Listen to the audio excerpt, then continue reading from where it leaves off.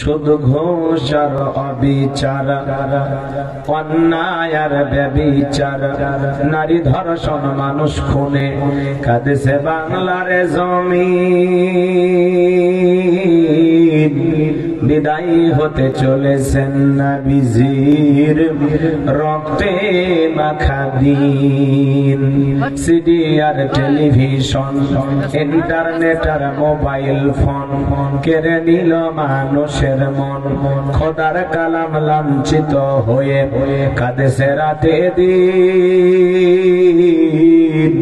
বিদায় হতে চলেছেন নবীজির রক্তে মাখা দিন। তবে মানুষ তোমরা মনে রেখো, তবে মানুষ তোমরা মনে রেখো, একদিন তোর সোনার শরীর থাকবে না রে আর। মাটির দেহ মাটির মাঝে মিশবে রে ধুলাই। কিসের টাকা কিসের বাড়ি, ও তুমি কিসের বড় জমিদারি, সঙ্গে তোমার কেউ যাবে না, পুরুষ কিংবা নারী। বটবৃক্ষে কলসমহল কে দিল রে লতার গাছে কদু, মৌমাছিরা কার আদেশে মৌসাকে দেয় মধু। শিমুল গাছে কে দিল রে নরম নরম তুলা, চৈত্র মাসে কার আদেশে জমিন মাঝে ধুলা। কে বা হলো দিবারাত্রি দক্ষিণাগি মেল বায়ু, কোথা থেকে পেলে রে তুই তোর জীবনের আয়ু। কে বা দিল তোর মুখে হাসি, অথই মধুর কথা, কেমনে রে তুই বুঝতে পারিস আপন জনের ব্যথা। মাঠের তরে কে বিশাল সবুজ শ্যামল ছবি, সকাল বেলায় কে উঠাই রে আবি রঙ্গা রবি। পাখির কণ্ঠে কে দিল রে মিষ্টি মধুর গান। চিন্তা করে দেখো রে মানুষ, সবই মহান আল্লাহ তাআলার দান। লা ইলাহা ইল্লাল্লাহ, জোরে লা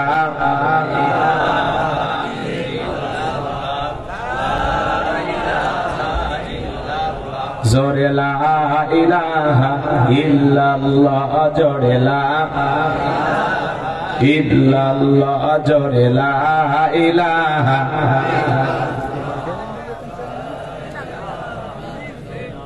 লা ইলাহা ইল্লাল্লাহ, জোরে লা জোরে লা ইলাহা ইল্লাল্লাহ, জোরে লা ইলাহা। যার দিলে আছে আমার আল্লাহর ভয়, যার মনে আছে আমার আল্লাহর ভয়, আল্লাহ আল্লাহ সব সময়। আহার নিদেরা ভালো লাগে না এই দুনিয়া, ভালো লাগে না, ভালো লাগে শুধু ইল্লাল্লাহ। লা ইলাহা ইল্লাল্লাহ, জোরে লা ইলাহা লা ইলাহা ইল্লাল্লাহু মুহাম্মাদুর রাসূলুল্লাহ। জবান से এক বাক্যে পড়ছি সাল্লাল্লাহু আলাইহি ওয়াসাল্লাম। বাংলাদেশের ঐতিহ্যবাহী সাতক্ষীরা জেলার পাটকেল খাড়া থানার অন্তর্গত আসাননগর বাইতুল আমান জামি মসজিদ ও গ্রামবাসীর উদ্যোগে আজকের তাফসীরুল কোরআন মাহফিলের সম্মানিত সুযোগ্য অনারেবল প্রেসিডেন্ট, বিশিষ্ট রাজনীতিবিদ, সম্মানিত চেয়ারম্যান, শ্রদ্ধাভাজন নেতা জনাব মোহাম্মদ কামরুজ্জামান লিপু সাহেব, আল্লাহ পাক তার গোলামকে হায়াতে তৈয়বা সিয়াতে কুলিয়ে দান করুন। সকলে বলুন আমিন। চেয়ারম্যান সাহেব যত ভালো হয় এবং অমায়িক ব্যবহারের হয়, ওনাকে না দেখলে বুঝতাম না। নিজের হাতে আত্র আপ্যায়ন করেছেন, ভালোবাসা দিয়েছেন। আল্লাহ তাআলার কাছে দোয়া করছি, আমরা যতটুকু দেখলাম তাতে মনে হয় উনি অনেক একজন ভালো মানুষ। আমরা চাই সারাটা জীবন যেন আপনাদের পাশে থেকে ভালো মানুষ হয়ে খেদমত করা তৌফিক দান করেন। সকলে বলুন আমিন। আজকের প্রোগ্রামের প্রধান অতিথি বিশিষ্ট রাজনীতিবিদ, সমাজসেবক, মাননীয় এমপি মহোদয়, জননেতা জনাব ফিরোজ আহমেদ স্বপন। মাননীয় এমপি মহোদয়কে আল্লাহ পাক হায়াতে তৈয়বা সিয়াতে কুলিয়া দান করুন। সকলে বলুন আমিন। বিশেষ অতিথি জনাব বিপ্লব কুমার নাথ, আল্লাহ পাক তার গোলামকে জনগণের সেবক হিসেবে কবুল করুন। সকলে বলুন আমিন। আজকের প্রোগ্রামের অন্যান্য অতিথিবৃন্দ আলোচনা রেখে ধন্য করেছেন হাফেজ মাওলানা সাব্বির হুসাইন, কথা বলে ধন্য করেছেন বিশিষ্ট ইসলামী চিন্তাবিদ হাফেজ কারি মাওলানা আব্দুল সত্তার আজাদি সাগের। সকল আলোচকের আলোচনা আল্লাহ পাক দ্বীনের জন্য, ইসলামের জন্য, কোরআনের খেদমতের জন্য কবুল করুন। সকলে বলুন আমিন। মাহফিল পরিচালনা মাওলানা ইউসুফ আল আজাদি, আল্লাহ পাক তার গোলামকে কবুল করুন। সকলে বলুন আমিন। মঞ্চ উপস্থিত সম্মানিত উলামায়ে কেরাম, সামনে বসা পিতৃ সমতুল্য মুরব্বী বাবাজিরা, কলিজার টুকরা প্রাণপ্রিয় যুবক ভাইরা, ছোট ছোট সোনামানিকেরা, পর্দার আড়ালের সম্মানিত অবলা সরলা আবেদা সালেহা মা বোনেরা, প্রশাসনের সম্মানিত পুলিশের ভাইয়েরা, ডিবির ভাইয়েরা, জাতির বিবেক প্রিয় সাংবাদিক বন্ধুগণ, বিভিন্ন রাজনৈতিক দলের সম্মানিত নেতা কর্মী ভাইয়েরা, সবাইকে আরেকটি বার সালাম দিচ্ছি। আশা করছি সকলেই সালামের জবাব জোরে সোরে দেবেন। আসসালামু আলাইকুম ওয়া রাহমাতুল্লাহি ওয়া বারাকাতুহু। আমরা শুকরিয়া আদায় করতেছি সেই মহান রবের দরবারে, আল্লাহ পাক সুবহানাহু ওয়া তাআলা অত্যন্ত দয়া করে, করুণা করে, মায়া করে, মুহাব্বত করে, ভালোবেসে, পছন্দ করে, অত্র এলাকা থেকে গুণে গুণে গুণান্বিত করে, যাচাই বাছাই করে, শুধুমাত্র কেবলমাত্র কোরআনুল কারীমের মুহাব্বতে আজকের মাহফিল আসার বসার সুযোগ দান করেছেন। সে মহান রবের দরবারে সিজদা অবনত চিত্তে কালিমাতু শুকুর আদায় করে পড়ছি আলহামদুলিল্লাহ। লক্ষ কোটি দরুদ সালাম মানবতার শ্রেষ্ঠ বন্ধু বিশ্বনবী, বিশ্ব নেতা, যে নবী আজ্ঞানে জাহিলিয়াতের যুগে আগমন করে অসভ্য মানুষগুলোকে সভ্য বানিয়েছেন, অভদ্র মানুষগুলোকে ভদ্র বানিয়েছেন, কোরআন নামের সংবিধান দিয়া, কোরআনের রাজ কায়েম করে সোনালী যুগ উপহার দিয়া মদিনার পাক ভূমিতে শায়িত আছেন। সে রাসূলের প্রতি কলিজা ভরা মুহাব্বত নিয়ে পড়ছি দরুদ সালাম। সকলেই পড়ুন সাল্লাল্লাহু আলাইহি ওয়াসাল্লাম। সম্মানিত ভাইয়ের, আজকের প্রোগ্রামে আসতে পেরে বসতে পেরে আপনারা খুশি না বেজার? কারা কারা বেজার দুই হাত তুলে দেখান। মাঝে মাঝে দুই একজন হাত তুলতে চায়। সব জায়গায় তালে তালে মিলেলে বিপদ আছে না নাই? যে কোনো কাজ বুঝে শুনে করা লাগবে। মুসলমান পা ফেলবে চিন্তা করে ফেলবে যে এইটা আমি পা যে ফেলতেছি এটা সওয়াবের রাস্তা না গুনাহের রাস্তা, আমি রাস্তা ধরে জান্নাতে যাচ্ছি নাকি জাহান্নামে যাচ্ছি। মুসলমান যে কোনো কাজ চিন্তা ভাবনা করবে, কথা বলেন ঠিক কিনা? চিন্তা ভাবনা করে করা দরকার আছে না নাই? ভাবিয়া করিও, কাজ করিয়া ভাবিও না, কথা বলেন ঠিক কিনা? তো সম্মানিত ভাইরা আমার, আজকের প্রোগ্রামে অনেকে হাত তুলতে চাচ্ছেন। শুধু জোশ থাকলে হবে না, জোশের সাথে হুশও থাকা লাগবে। এই জন্য আমাদেরকে বলা হয় হুজুকি আর গুজাবি বাঙালি, যাই গয় আইরে সেই দিকে যাইরে, বোঝা সোজা নাইরে, লাঠি পিটা খাইরে, মার খাওয়ার পরে হুশা এই কাম করছিলাম। এই জন্য যে কোনো কাজ বুঝে শুনে করবেন। আজকের প্রোগ্রামে আসতে পেরে বসতে পেরে কারা কারা খুশি, মুখে নিয়ে হাসি, আওয়াজে বেশি আল্লাহ নামের এমন একটি স্লোগান দেবেন, এলাকায় যদি কোনো ইসলাম বিরোধী অপশক্তি থাকে তাদের কলিজায় যেন কম্পন সৃষ্টি হয়, এমন আওয়াজ তুলতে রাজি আছেন যারা? বীর মুসলমানের মতো দুটি হাত টান টান করে তুলে দেখান তো তারা। লিল্লাহে তাকবীর, লিল্লাহে তাকবীর। আল কোরআনের আলো, আল হাদিসের আলো, দুনিয়ার মুসলিম আমার নেতা, তোমার নেতা, আমার নেতা, তোমার নেতা। লিল্লাহে তাকবীর। আল কোরআনের আলো, আল হাদিসের আলো, দুর্নীতির আলো। আপনার অনেকে ঝোঁকে তালে বলেই ফেলেছেন দুর্নীতির আলো ঘরে ঘরে যান। বাংলাদেশে দুর্নীতি দমন কমিশন আছে না নাই? এরপরে দুর্নীতি কমেছে নাকি ডিজিটাল কাজে বেড়েই চলেছে? দিন যত করাচ্ছে দুর্নীতির পাল্লা তত ভারী হচ্ছে, কথা বলেন ঠিক কিনা? আমরা চাই আমাদের এই প্রিয় মাতৃভূমি বাংলাদেশ দুর্নীতি মুক্ত আল্লাহ কবুল করুন, চিল্লা বলুন আমিন। আমরা চাই আমাদের বাংলাদেশ মাদক মুক্ত আল্লাহ কবুল করুন, চিল্লা বলুন আমিন। আমরা চাই আমাদের বাংলাদেশ যৌতুক মুক্ত আল্লাহ কবুল করুন, চিল্লা বলুন আমিন। সম্মানিত ভাইরা আমার, ভূমিকায় লম্বা কথা নয়, সরাসরি মূল আলোচনায় প্রবেশ করতে চাই। কথা বলার কোনো সুযোগ নাই, কারণ এখন প্রায় রাত 11:30 বেজে গেছে। সর্বোচ্চ হয়তো আপনারা আর ঘন্টাখানেক সময় দেবেন, কারণ এখন কাজের মৌসুম, অনেকেই কাজে ব্যস্ত। তারপরে হয়তো বা মহাব্বত আর ভালোবাসার টানে কিছু মানুষ ছুটে এসেছেন, কথা বলেন ঠিক কিনা? যদি এখন কাজের মৌসুম না হইতো, যেটুকু ফাঁকা দেখা যায় এটুকু ফাঁকা থাকতো না। কথা বললেন না কেন? আমি আজকের মাহফিলে এসে আনন্দিত হয়েছি বিশেষ একটি কারণ আজকে যারা মাহফিলের আয়োজন করেছেন তারা মাত্র কয়েকটা পরিবার মুসলিম হিসেবে এলাকায় বসবাস করেন। এর আশেপাশে বেশিরভাগ আমার অমুসলিম দাদা ভাইরা বসবাস করেন। আমি আনন্দিত হয়েছি এই জন্য যে অমুসলিম ভাইয়েরা আজকের মাহফিলে সহযোগিতা করেছেন, পাশে রয়েছেন এবং আমাকে রিসিভ করার জন্য শুধুমাত্র মুসলিম যুবকেরা যায় নাই, অমুসলিম যুবকেরাও মোটরসাইকেল দিয়ে রিসিভ করে আমাকে মাহফিলে নিয়ে এসেছেন। বলেন আল্লাহু আকবার। এটা বাংলাদেশের ইতিহাসে আমার জীবনে প্রথম। এমন ঘটনা আমার জীবনে কখনো ঘটে নাই। মুসলিম ভাইদের সাথে দেখা হয়েছে, কথা হয়েছে, কিন্তু তারা যে মাহফিলের আয়োজন করতে পারে বা সহযোগিতা করতে পারে, পাশে থাকতে পারে, একজন বক্তাকে রিসিভ করার জন্য তারা মোটরসাইকেল নিয়ে এগিয়ে যেতে পারে, এটা আমি সাতক্ষীরার মাটিতে প্রথম দেখলাম। এজন্য আমরা বলতে চাই, আমাদের সকলের সাথে যে হৃদ্রতা, যে ভ্রাতৃত্ব, যে ভালোবাসা, এ বন্ধন যেন আল্লাহ পাক কবুল করেন। সকলে বলুন আমিন। আমরা মুসলমানেরা পৃথিবীর জমিনে একটা উদাহরণ সৃষ্টি করতে চাই যে দল মত নির্বিশেষে সকলের প্রতি আমাদের শ্রদ্ধা, সম্মান বোধ, ভালোবাসা আছে না নাই? অমুসলিম ভাইয়েরা আজকের এই মাহফিলের আয়োজন করেছেন, পাশে রয়েছেন, সহযোগিতা করেছেন। এই জন্য দিল থেকে তাদেরকে আন্তরিক মোবারকবাদ, ধন্যবাদ জানাই এবং তাদেরকে বলতে চাই তারা যেন এইভাবে ভালো কাজের পাশে মৃত্যু পর্যন্ত থাকতে পারেন। আল্লাহ তৌফিক দান করেন, জোরে বলেন আমিন। এবং আল্লাহ প্রত্যেকটা মুসলিম ভাইদেরকে যেন আল্লাহ হেদায়েতের রাস্তায় কবুল করেন। একটু জোরে বলেন আমিন, আর একটু জোরে বলেন আমিন, আরো একবার বলেন আমিন।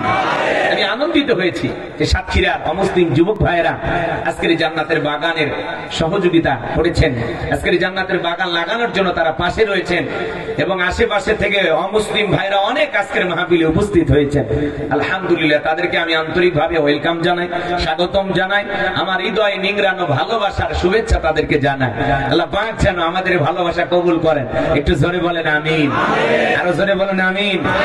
আরো ভালোবাসা গভীর হবে তখন আল্লাহ যখন হেদায়েতের মালা পড়ায়া তাদেরকে দ্বীনের জন্য কবুল করবেন। কথা বলেন ঠিক কি না? কষ্ট হচ্ছে কি হচ্ছে? এবং অমুসলিম যুবক ভাইরা কয়েকজন আমার সাথে সেলফি তুললেন, কাছে আসলেন। এই যে ভালো লাগা, বলেন তো বাজান, এটা কি টাকা দিয়ে পাওয়া যায়? আমরা কি জোর করে নিয়ে আসছি কাউকে?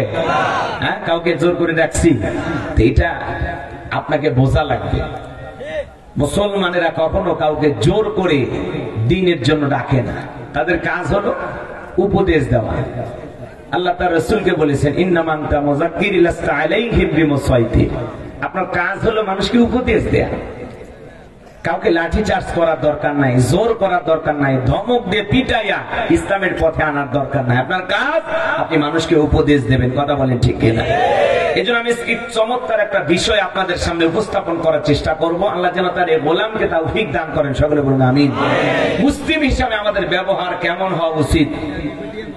ইসলামিক নেতা যারা হবে, দ্বীনের দায়ী যারা হবে, তাদের ব্যবহার কেমন হওয়া উচিত? এবং যারা মুসলমানের নেতৃত্ব দেবে, আদর্শ নেতা, ইসলামিক নেতা, তাদের চরিত্র, তাদের গুণাবলী কেমন হওয়া দরকার, এই বিষয়গুলো নিয়ে আজকে আমি একটু আপনাদের সামনে আলোচনা করব ইনশাআল্লাহ। আল্লাহ কবুল করেন, জোরে বলুন আমিন। কষ্ট হবে আপনাদের? সংক্ষিপ্ত আমি ঘন্টাখানি কথা বলবো। এখন 11:30 বাজে, 12:30 পর্যন্ত ধৈর্য নিয়ে কারা কারা থাকবেন না তারা হাত তোলেন। আপনি থাকবেন না? শোনেন, 1টা 2টা 3টা পরে আমার কোনো আপত্তি নাই, লম্বা সময় আলোচনা করতে আমার কোনো আপত্তি নাই, আমার টেনশন হলো আপনাদেরকে নিয়ে, কারণ কাল সকালে মাঠে আবার কাজ করতে হবে, বিভিন্ন জায়গায় পরিশ্রম করতে হবে, কেউ দোকানদারি করবেন, কেউ চাকরিতে যাবেন, তাই না? এই জন্য আমি অনুরোধের ভাষায় বলবো, আপনাদের যেন কষ্ট না হয়, আমারও যেন পরিবেশটা ঠিক থাকে, আমিও যেন দূরের মানুষ যাইতে পারি সময় মতো। আপাতত 12:30 পর্যন্ত একটা চুক্তি হোক, তারপরে সময় পরে এটা দেখা যাবে ইনশাল্লাহ। একটা বললেন তো হবে, বোনাস টাইম তো আসি, তাই না? আপাতত 12:30 পর্যন্ত নড়াচড়া করবেন না। কারা কারা 2 হাত তুলে বলেন ইনশাআল্লাহ? একটু জোরে বলেন ইনশাআল্লাহ। মাঝে মাঝে হাত তুলিনি কারা দেখেন তো? যারা হাত তোলেন না, নিয়তে ভেজাল আছে। নিয়তে ভেজাল থাকলে আপনি এখনই চলে যান, আমার আপত্তি নেই, কিন্তু দয়া করে পরিবেশ নষ্ট করবেন না। 1 ঘন্টা শোনেন, একটু শোনেন আমি কি বলতে চাই, আমাকে বলার একটু সুযোগ করে দেন। এখন যারা যাবেন তারা হাত তোলেন। আলহামদুলিল্লাহ, কেউ হাত তোলে না। এই যে ওয়াদা দিলেন, ওয়াদা ভঙ্গ করা কিসের লক্ষণ? জোরে বলেন কিসের লক্ষণ? আলহামদুলিল্লাহ, সবই বোঝেন আপনারা। আসলে সাতক্ষীরার মানুষ অনেক চালাক, বোকা শোকা নাই তো। দক্ষিণ বঙ্গের মানুষ বোকা থাকে। পাশে সুন্দরবন, সাতক্ষীরার আকর্ষণ সড়ক পথে সুন্দরবন, তাই না? হ্যাঁ, সাইনবোর্ডে লিখে রাখছেন আপনারা, সাতক্ষীরার আকর্ষণ সড়ক পথে সুন্দরবন। তো বাঘের সাথে লড়াই করে মধু নিয়ে আসেন আপনারা, তাই না? আরে আল্লাহর বান্দাদের সাহস কত! নিজের চোখে বাঘ দেখছেন আপনারা, তাই না? আর আমরা দেখছি চিড়িয়াখানায়, আর আপনারা দেখছেন সুন্দরবনে। সাহস কত! আবার মাঝে মাঝে শোনা যায় বাঘ যখন আক্রমণ করে পিটায় বাঘকে মেরেও ফেলে। এরকম ঘটনা ঘটছে কিনা? তো যারা বাঘকে পিটায় মারতে পারে, তারা বাতিলকে কেউ পিটায় মারতে পারবে, কথা বলেন ঠিক কিনা? তারা বাতিলের চোখ রাঙানিকে ভয় পায় না, কথা বলেন ঠিক কিনা? ইসলামের বিরুদ্ধে যারা অবস্থান নেবে, যারা এই জমিন থেকে ইসলামকে বিতাড়িত করতে চায়, তাদের বিরুদ্ধে মুসলমানকে এরকম শক্ত ভূমিকা পালন করা লাগবে, কথা বলেন ঠিক কিনা? কোন শৌখিন যেন সবল মেরে ইসলামকে যেন লাঞ্ছিত না করতে পারে, ইসলামকে বিদায় করার ষড়যন্ত্র না করতে পারে, কথা বলেন ঠিক কিনা? সম্মানিত ভাইরা আমার, সজাগ থাকতে হবে, সচেতন থাকতে হবে। সাতক্ষীরার মানুষের দেহের শক্তি যেমন, ইমানের শক্তি যেন তেমন হয়, আল্লাহ কবুল করেন। জোরে বলেন আমিন। আমি আর ভূমিকায় কথা বাড়াবো না, আল্লাহর কোরআন থেকে কথা বলবো। কথা বললে সমস্যা আছে? কথা বলেন, এই কোরআনের মধ্যে কোনো ভেজাল আছে? কোনো মিথ্যা আছে? কোনো ধোঁকা আছে? থাকবে কি করে? কিতাবটি নাজিল করেছেন কি? সে আল্লাহ রাব্বুল আলামিন বলেন, যালিকাল কিতাবুল লা রাইবা ফি, এটি এমন একটি কিতাব যে কিতাবের মধ্যে কোনো সন্দেহ নাই, কোনো সংশয় নাই, কোনো মিথ্যা নাই, কোনো ধোঁকা নাই। There is no doubt. বলুন আল্লাহু আকবার। হুদাল লিল মুত্তাকিন, মুত্তাকি বান্দাদের জন্য গাইডলাইন হিসেবে, পথ প্রদর্শক হিসেবে আসমান থেকে কিতাবটি নাজিল করেছেন কি? আল্লাহ। সে আল্লাহর কোরআনের আলোচনা শুনলে লাভ না লস? লাভটা কি আমার আল্লাহ জানায় দিলেন, ওয়া ইযা কুরিয়াল কুরআনু ফাসতামিউ লাহু ওয়া আনসিতু লাআল্লাকুম তুরহামুন। সূরা আরাফ আয়াত নাম্বার 204 আমার আল্লাহ রাব্বুল আলামিন জানায় দিলেন, তোমাদের সামনে যখন কোরআন পাঠ করা হয়, কোরআনের আলোচনা করা হয়, চুপ করে কান লাগিয়ে মনোযোগ সহকারে কোরআনের কথাগুলো শ্রবণ করো। যারা চুপচাপ কোরআনুল কারীমের কথাগুলো শ্রবণ করবে, আমার আল্লাহ রাব্বুল আলামিন আসমান থেকে তাদের উপরে আল্লাহর রহমত বৃষ্টির মতো নাজিল করবেন। বলুন সুবহানাল্লাহ। এই জায়গায় আল্লাহর রহমত নাজিল হইতেছে, এই বিশ্বাস আপনার আমার আছে না নাই? এটা জান্নাতের বাগান, এতে কোনো সন্দেহ আছে? তাহলে কোরআনের কথাগুলো শুনলে লাভ না ক্ষতি? আল্লাহ বলেন, ওয়াদাক্কির ফাইন্না যিকরা তানফাউল মুমিনিন, সূরা জারিয়ার 55 নম্বর আয়াত। আল্লাহ ডেকে বলেন, যারা আমার মুমিন বান্দা, তাদের সামনে যখন কোরআন দেওয়াজ করা হয়, কোরআন থেকে উপদেশ দেওয়া হয়, এই কথাগুলো শোনার পরে আমার মুমিন বান্দাদের উপকারে আসবে। বলুন সুবহানাল্লাহ। তাহলে আল্লাহর কোরআন থেকে কথা বলবো, রাজি আছেন তো ইনশাআল্লাহ? আমি কথা বলবো পবিত্র কোরআনুল কারীমের 33 নম্বর সূরা। সূরাটির নাম হলো আহজাব। বলেন কি নাম? সূরা আহজাব। আহজাব মানে কি জানেন? জোট, একতাবদ্ধ হওয়া, সবাই মিলে এক প্ল্যাটফর্মে আসা লাগবে। কথা কি বুঝতে পারছেন? হ্যাঁ, যে কোনো কাজ ঐক্যবদ্ধ না হওয়া পর্যন্ত সফল করা সম্ভব নয়। ছিন্ন বিচ্ছিন্ন হলে হবে না, কাদা ছোড়াছুরি করলে হবে না। কথা বলেন না কেন? কাদা ছোড়াছুরি আমাদের সমাজে আছে না নাই? আপনারা জানেন, বাংলাদেশের একজন প্রখ্যাত ইসলামিক স্কলার, দ্বীনের দায়ী, এবং উম্মতের দরদি একজন আলেম, নাম হলো শাইখ আহমদুল্লাহ। নাম শোনেন নাই? তো শাইখ আহমদুল্লাহ হুজুর তিনি আপনারা জানেন বাংলাদেশের অসংখ্য অসহায় দরিদ্র মানুষের মাঝে রিক্সা বিতরণ করেছেন। আস-সুন্নাহ ফাউন্ডেশনের সম্মানিত চেয়ারম্যান। তো এই প্রিয় মানুষটি চমৎকার কাজ করে যাচ্ছেন। যখন দেখা যায় বন্যা আসে, এই বন্যার সময় তিনি দুর্যোগপূর্ণ এলাকায় অসহায় বন্যা কবলিত মানুষের পাশে দাঁড়ানোর জন্য বস্তাকে বস্তা খাবার নিয়ে হাজির হয়। কথা বলে ঠিক কিনা? তার আস-সুন্নাহ ফাউন্ডেশনের মানুষ সহযোগিতা করে, সেখান থেকে তিনি অর্থগুলো শুধু এ দেশে নয় দেশের বাইরেও যখন অবস্থা এরকম হয়, কোথাও মুসলমান ভাইয়েরা মানুষেরা বিপদে থাকে, তখন দেশের বাইরেও তিনি খাদ্য পাঠান। ফিলিস্তিনি মুসলমানদের জন্য পাঠিয়েছেন। কথা বলেন ঠিক কিনা? তো এদেশে প্রায় 3 লক্ষেরও বেশি গাছ তিনি রোপণ করেছেন। লেবু, পেয়ারা, আম, বিভিন্ন ধরনের গাছ তিনি বাংলাদেশের অসংখ্য মানুষকে দিয়েছেন। কথা বলে ঠিক কিনা? আজকে সেই শাইখ আহমদুল্লাহ হুজুরকে নিয়ে আমাদের বাংলাদেশের আরেকজন আলোচক আছেন, নাম হলো মুফতি গিয়াসউদ্দিন তাহিরি। তিনি কয়েকদিন আগে বক্তৃতা দিতে গিয়ে তাকে নিয়ে এত বাজে মন্তব্য করেছেন, কথা বলতে বলতে এক সময় বলেছেন তাকে জুতা দিয়ে পিটানো উচিত। জোরে বলে নাউজুবিল্লাহ। শাইখ আহমদুল্লাহ হুজুরের নাম নিয়ে বলেছেন শাইখ আহমদুল্লাহকে জুতা পিটা করা উচিত। জোরে বলে নাউজুবিল্লাহ। শুধু তাই নয়, কথা বলতে বলতে এক পর্যায়ে তিনি বলতেছেন শাইখ আহমদুল্লাহ একজন শয়তান। একটু জোরে বলেন নাউজুবিল্লাহ। তো শাইখ আহমদুল্লাহ হুজুরকে নিয়ে এই ধরনের বাজে মন্তব্য কোন আলেম করতে পারে না। কথা বলেন ঠিক কিনা? এই যে আলেমদের ভিতরে কাদা ছড়াছড়ি, একজন আলেম হয়ে আর একজন আলেমকে সম্মান করে কিভাবে কথা বলে? হ্যাঁ, আজকে আপনি কি ভুলে গেছেন আপনাকে নিয়ে টল করা হয়, আমার মতো হুজুরকে নিয়ে টল করা হয়। আপনার গান ডিজে পার্টি, যুবকেরা গান বাজায়, মুর্শিদ ও ও, হ্যাঁ, এই যে আপনাকে নিয়ে ফান করা হচ্ছে, টল করা হচ্ছে, আজকে কি বলবেন? একজন আলেম আর একজন আলেমকে নিয়ে বাজে মন্তব্য করবে, এটা আমরা কখনো কামনা করি না।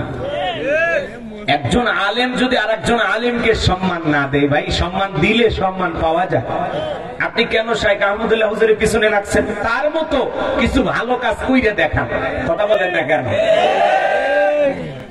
আপনি জিকির করেন, আলহামদুলিল্লাহ, ভালো জিকির করতে তো বাধা নাই। এই যে আপনাকে নিয়ে যে টল করা হচ্ছে, আপনি কি ভুলে গেছেন? হ্যাঁ, যুবকেরা ডিজে পার্টিতে, পিকনিকের পার্টিতে, বিয়ে বাড়িতে পর্যন্ত আপনার গান বাজে। কথা বলেন না কেন? হ্যাঁ, বলবো না? হুজুর আপনিও বলেন। সম্মানিত ভাইয়েরা আমার, এই জন্য আপনাদের উদ্দেশ্যে বলতে চাই, শাইখ আহমদুল্লাহ হুজুর উম্মতের একজন দরদি আলেম, চমৎকার কথা বলেন, কারো বিরুদ্ধে বক্তব্য দেন না, কাদা ছুড়াছুড়ি করেন না, কাউকে কটাক্ষ করে কথা বলেন না, নরম স্বভাবের একজন আলেম শাইখ আহমদুল্লাহ হুজুর। তাকে নিয়ে মুফতি গিয়াসউদ্দিন তাহিরি সাহেব বাজে বাজে মন্তব্য করেছেন। শাইখ আহমদুল্লাহকে জুতা পিটার কথা মতো বলতে পারেন, শয়তান বলে গালি দিতে পারেন।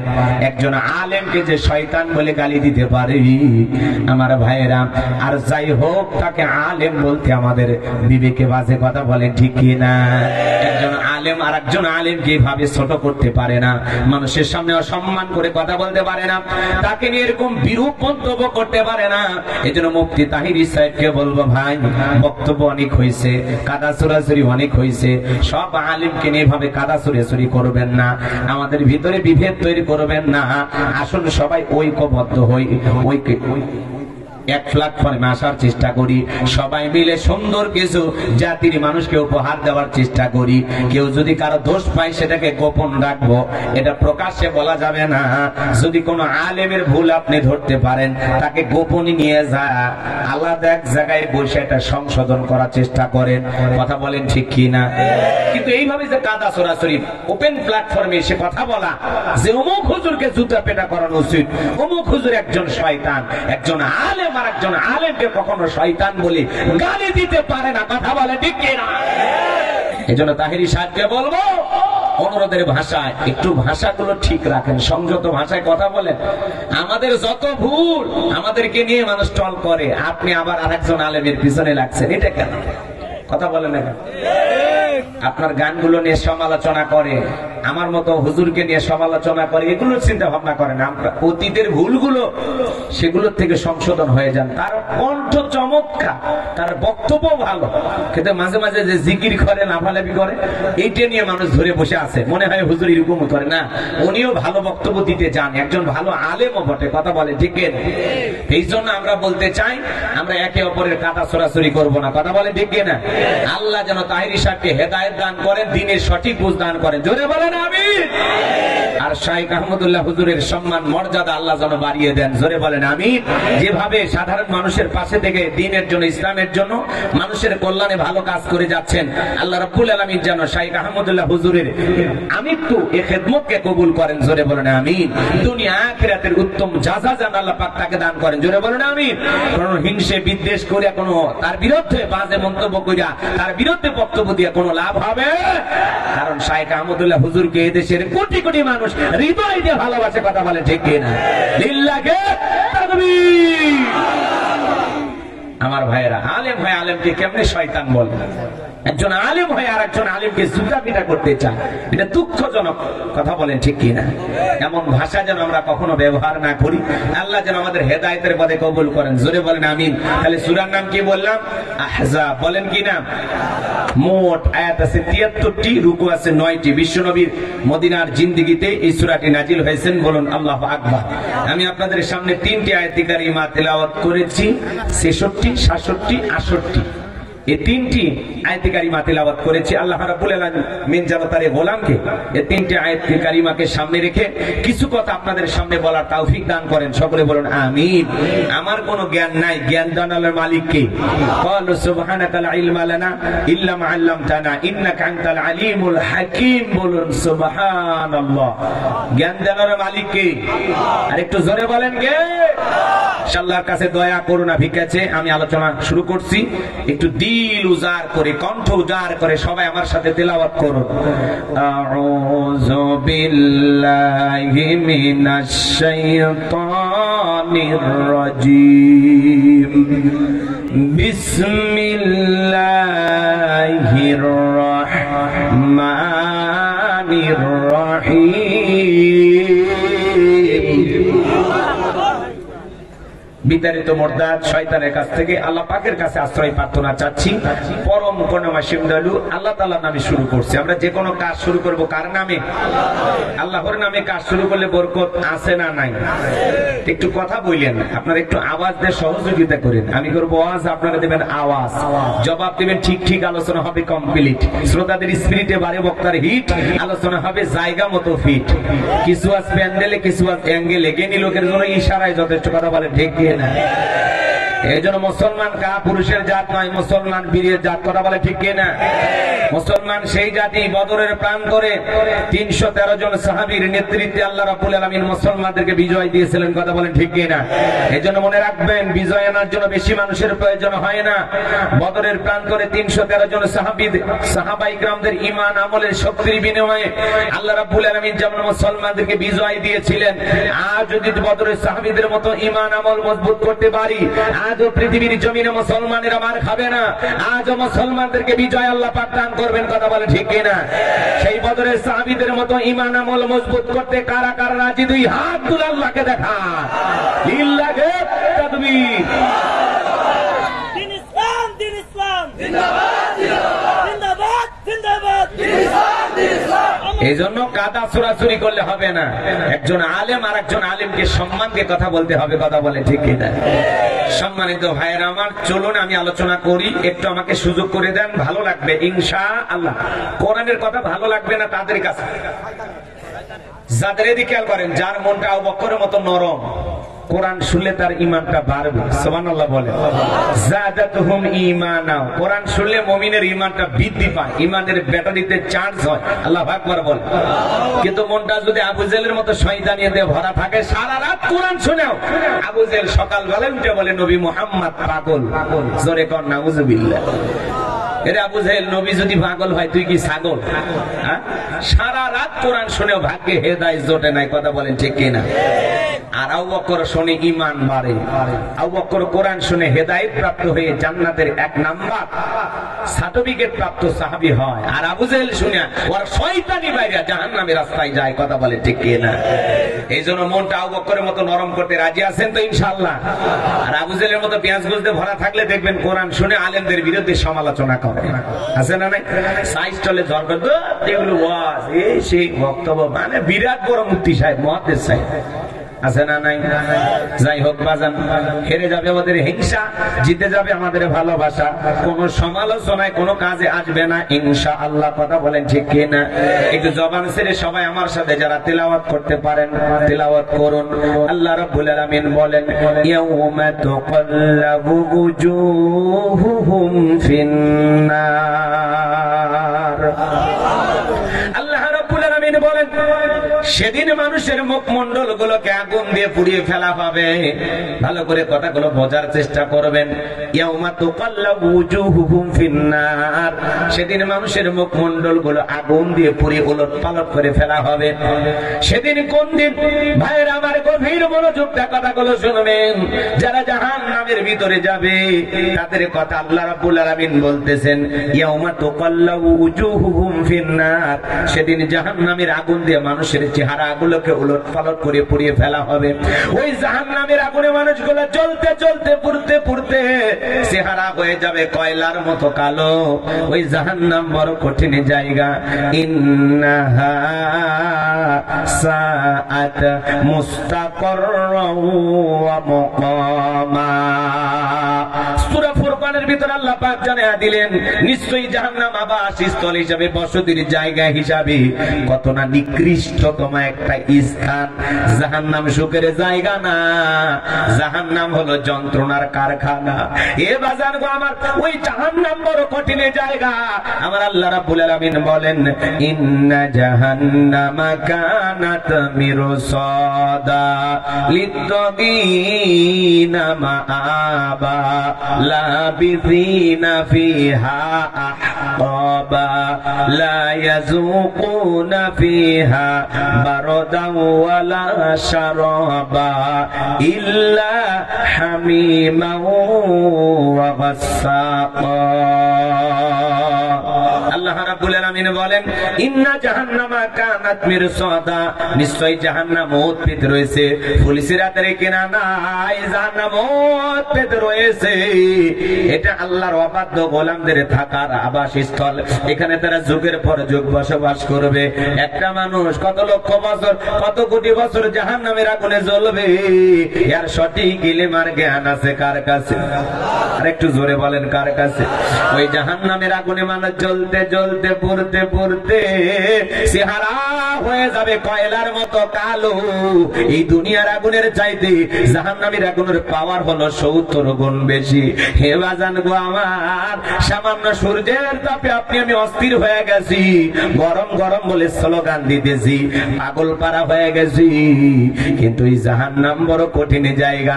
হযরতে আবু হুরায়রা রাদিয়াল্লাহু তাআলা বলেন, ওই জাহান্নামের আগুনকে আল্লাহ পাক 1000 বছর জ্বালায়া জাহান্নামের আগুনের কালার হয়েছিল সাদা। আবার 1000 বছর জ্বালায়া জাহান্নামের আগুনের কালার হয়েছিল লাল বর্ণ। আবার 1000 বছর জ্বালায়া জাহান্নামের আগুনের কালার হয়ে গেছে কৃষ্ণ বর্ণ, অন্ধকার রাত্রির মতো কালো। ওই জাহান্নামের আগুনে যারা জ্বলবে, ওই জাহান্নামের আগুনে জ্বলতে জ্বলতে পুড়তে পুড়তে চেহারা হয়ে যাবে কয়লার মতো কালো। জাহান্নামীরা জাহান্নামের আগুনের যন্ত্রণা সহ্য করতে পারবে না। ওই জাহান্নামীর আগুনে পুড়তে পুড়তে জাহান্নামীরা ক্ষুধার্ত হয়ে যখন বলবে, আল্লাহ খাবার দাও, আল্লাহ খাবার দাও, বারবার যখন চিৎকার মারবে, আল্লাহ তখন ফেরেশতাদেরকে ওয়াদা দেবে, আমার জাহান্নামী বান্দাদেরকে খাদ্য পরিবেশন করো। জাহান্নামের তলদেশে এক ধরনের ফলের চাষ করা হবে, যেই ফলের নাম হলো জাক্কুম, কাঁটাযুক্ত ফল। ওই ফলটা যখন জাহান্নামী বান্দাদের হাতে হাতে পরিবেশন করা হবে, ওই ফলটা পাওয়া মাত্রই জাহান্নামীরা খাবার খাবার মনে করে যখন গলার ভিতরে দেবে, ওই ফলটা গলার মাঝামাঝি আটকে যাবে, ভিতরেও যাবে না, বাহিরে বাজবে না। জাহান্নামীরা তখন চিৎকার মেরে কান্নাকাটি করবে। আমার আল্লাহ জাহান্নামী বান্দাকে এই ফল খাইতে দিয়েছে ক্ষুধা মিটানোর জন্য না, জাহান্নামী বান্দার শাস্তি আরো বেশি বাড়ানোর জন্য। ওই গলার মাঝামাঝি ফলটা যখন আটকে যাবে বাজার, গলার ভিতরেও যাবে না, বাহিরে বাজবে না, ওই কাঁটাগুলো ফুটবে আর জাহান্নামীরা ছটফট করবে, কান্নাকাটি করবে, আর ডেকে বলবে আল্লাহ এ কেমন ফল খাওয়াইতে দিল, ভিতরেও যায় না, বাহিরেও আসে না, আর সহ্য করতে পারি না গো মালিক। ওই জাহান্নামীরা যখন চিৎকার মেরে বলবে পানি দাও, পানি দাও, পানি দাও, আমার আল্লাহ তখন বলেন লা ইয়াযুকুনা ফিহা বারদাও ওয়ালা শারাবা, তাদেরকে মিনারেল ওয়াটার দেওয়া হবে না, ঠান্ডা কোনো পানি দেওয়া হবে না। যে পানি পান করে জাহান্নামী তার বুকের জ্বালা তৃষ্ণাকে নিবারণ করতে পারে, কেমন পানি দেওয়া হবে? ইল্লা হামিমা ওয়া গাসসাকা, এমন উত্তপ্ত ফুটান্ত গরম পানি দেওয়া হবে বাজার, যা পুষ ব্যতীত কিছুই নয়। ও সাতক্ষীরার মুসলমান বাবাজিরা, দেগের ভিতরে বড় বড় ফোড়া হয়, ফাটায় দিলে ভিতর থেকে কি বের হয়? পুষ। হাসপাতাল থেকে সংগ্রহ করে দেবো, এক গ্লাস খাবেন, কেউ 50,000 টাকা দেব, 1 লাখ দিলেও খাবেন। শুনেই ঘৃণা লাগতেছে, সি সি হুজুর এগুলো কি মানুষ খায়? এগুলো একটা কথা বললেন। এ বাজার গো, আমার দিল দিয়া কথাগুলো বোঝার চেষ্টা করবেন, আমি গুনাহগার সে কথা বলতে চাই। এই পুজের কথা শুনে আপনি সিসি করতেছেন। সূরা নাবার 25 নম্বর আয়াত। এখানে একজন মাদ্রাসার প্রিন্সিপাল হুজুর বসে আছেন। আল্লাহ রাব্বুল আলামিন বলেন ইল্লা হামিমা ওয়া গাসসাকা, এমন উত্তপ্ত ফুটান্ত গরম পানি তাদেরকে পান করানো হবে, যা পুজ ব্যতীত কিছুই নয়। ওই পুজওয়ালা দুর্গন্ধওয়ালা পানি জাহান্নামীরা যখন পান করবে, জাহান্নামীর দিকের লাড়ি ভুড়ি গুলো গলে গলে পিছনের রাস্তা দিয়ে বেড়ে হয়ে যাবে। ওই জাহান্নামের পানিটা যখন চেহারার সামনে নেবে, চেহারাটা ঝলসে যাবে, দিকের গোস্ত গুলো খসে খসে পড়বে। ওই জাহান্নাম বড় কঠিন জায়গা। নামে জাহান্নামীদেরকে এমন একটা খাবার দেওয়া হবে, যে খাবার না পুষ্টি যোগাবে না জাহান্নামীদের ক্ষুধা মেটাবে। যেমন পৃথিবীতে একটা খাবার পাওয়া যায়, প্যাকেটের গায়ে বদনাম লেখা থাকে, ধূমপান মৃত্যু ঘটায়, ধূমপান ক্যান্সারের কারণ। এরপরে মানুষ খায়, বিড়ি খাইলে কি ক্ষুধা মিটা যায়? দেহের ওজন বৃদ্ধি পায়, কথা কয় না ভাই মানুষ, তারপরেও কেন খায়? কথা বোঝেন নাই? এই দরিয়া নামে যে খাবারটা জাহান্নামীদেরকে দেওয়া হবে, দরি, এই খাবারটা হলো এরকম, না পুষ্টি যোগাবে না ক্ষুধা মেটাবে।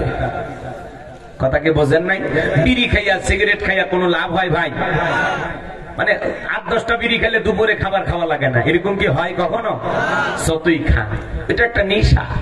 যারা পান করে মজা পায়, টানে টানে তৃপ্তি আনে, খায় আর উপরের দিকে ধোঁয়া ছাড়ে, আসমানে ঠেকলো নাকি? আছে না নাই ভাই? আর যারা বিড়ি সিগারেট খায় দেখবেন শার্ট গেঞ্জি এগুলো পড়তে পড়তে খইসালা হয়, আর যদি পাঞ্জাবি শার্ট খেইসালা হয়, ভিতরে হচ্ছে আটা সালা। কথা বলেন ঠিক কি না? এরপরেও খায়, মজা পাই যে।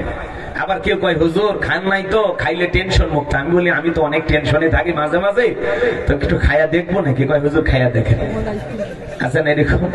তো আমার ভাইয়েরা, আমি আপনাদের উদ্দেশ্যে বলতে চাই, জাহান্নামীদের কিভাবে শাস্তি দেওয়া হবে, কত ধরনের শাস্তি দেওয়া হবে, যদি আমি আলোচনা করি 2-3 দিন আলোচনা করে শেষ করা যাবে না। বলেন তো বাজান, জাহান্নামের শাস্তি ঘটেছে না ঘটবে? আল্লাহ সতর্ক করে দিলেন, সাবধান করে দিলেন, অ্যাডভান্স আল্লাহ তাআলা অগ্রিম বার্তা দিয়ে দিলেন, বান্দা সাবধান, সতর্ক হও, সাবধান হও, ওই জাহান্নামের আগুন থেকে নিজেকে বাঁচাও, ওই জাহান্নামের রাস্তা থেকে ফিরে আসো, এখনো সময় আছে। আমি আল্লাহর গোলামিতে লিপ্ত হয়ে যাও, গোলামির মাধ্যমে নিজেকে পরিবর্তন করো, আমি রবের গোলামি করে জিন্দেগিটা কাটায়া দাও। কথা বলে ঠিক কি না? ওলামায়ে কেরাম জাহান্নামের কথা বলে, কবরে আযাবের কথা বলে, মিজান ফুলসিরাতের কথা বলে, আমাদের মাথার ভিতরে এই কথাগুলো ঢোকে না। যত কথাই বলি কোনো কাজে আসে না। কাজে আসবে তখন জানেন, কবরে গেলে টের পাবেন, তখন আলেমদের কথা প্রত্যেক দিন মনে হবে। কথা কয় না? হুজুরি কইছিল নামাজ পড়ো, করি নাই। হুজুরি বলেছিল আল্লাহর জিকির করো, করি নাই। হুজুর বলেছিল ইসলামী আন্দোলন করো, করি নাই। হুজুর বলেছিল কোরআন সুন্নাহ দিয়ে জীবন সাজাও, সাজাই নাই। হুজুর বলেছিল রাসূলের আদর্শ মানো, মানি নাই। কথা বলে না কেন? আমি একটা উদাহরণ দেই, আপনারা বিরক্ত হবেন না তো, কষ্ট পাবেন না? আচ্ছা, মাছ মারার জন্য আপনারা পুকুরে কি ফেলেন? জাল।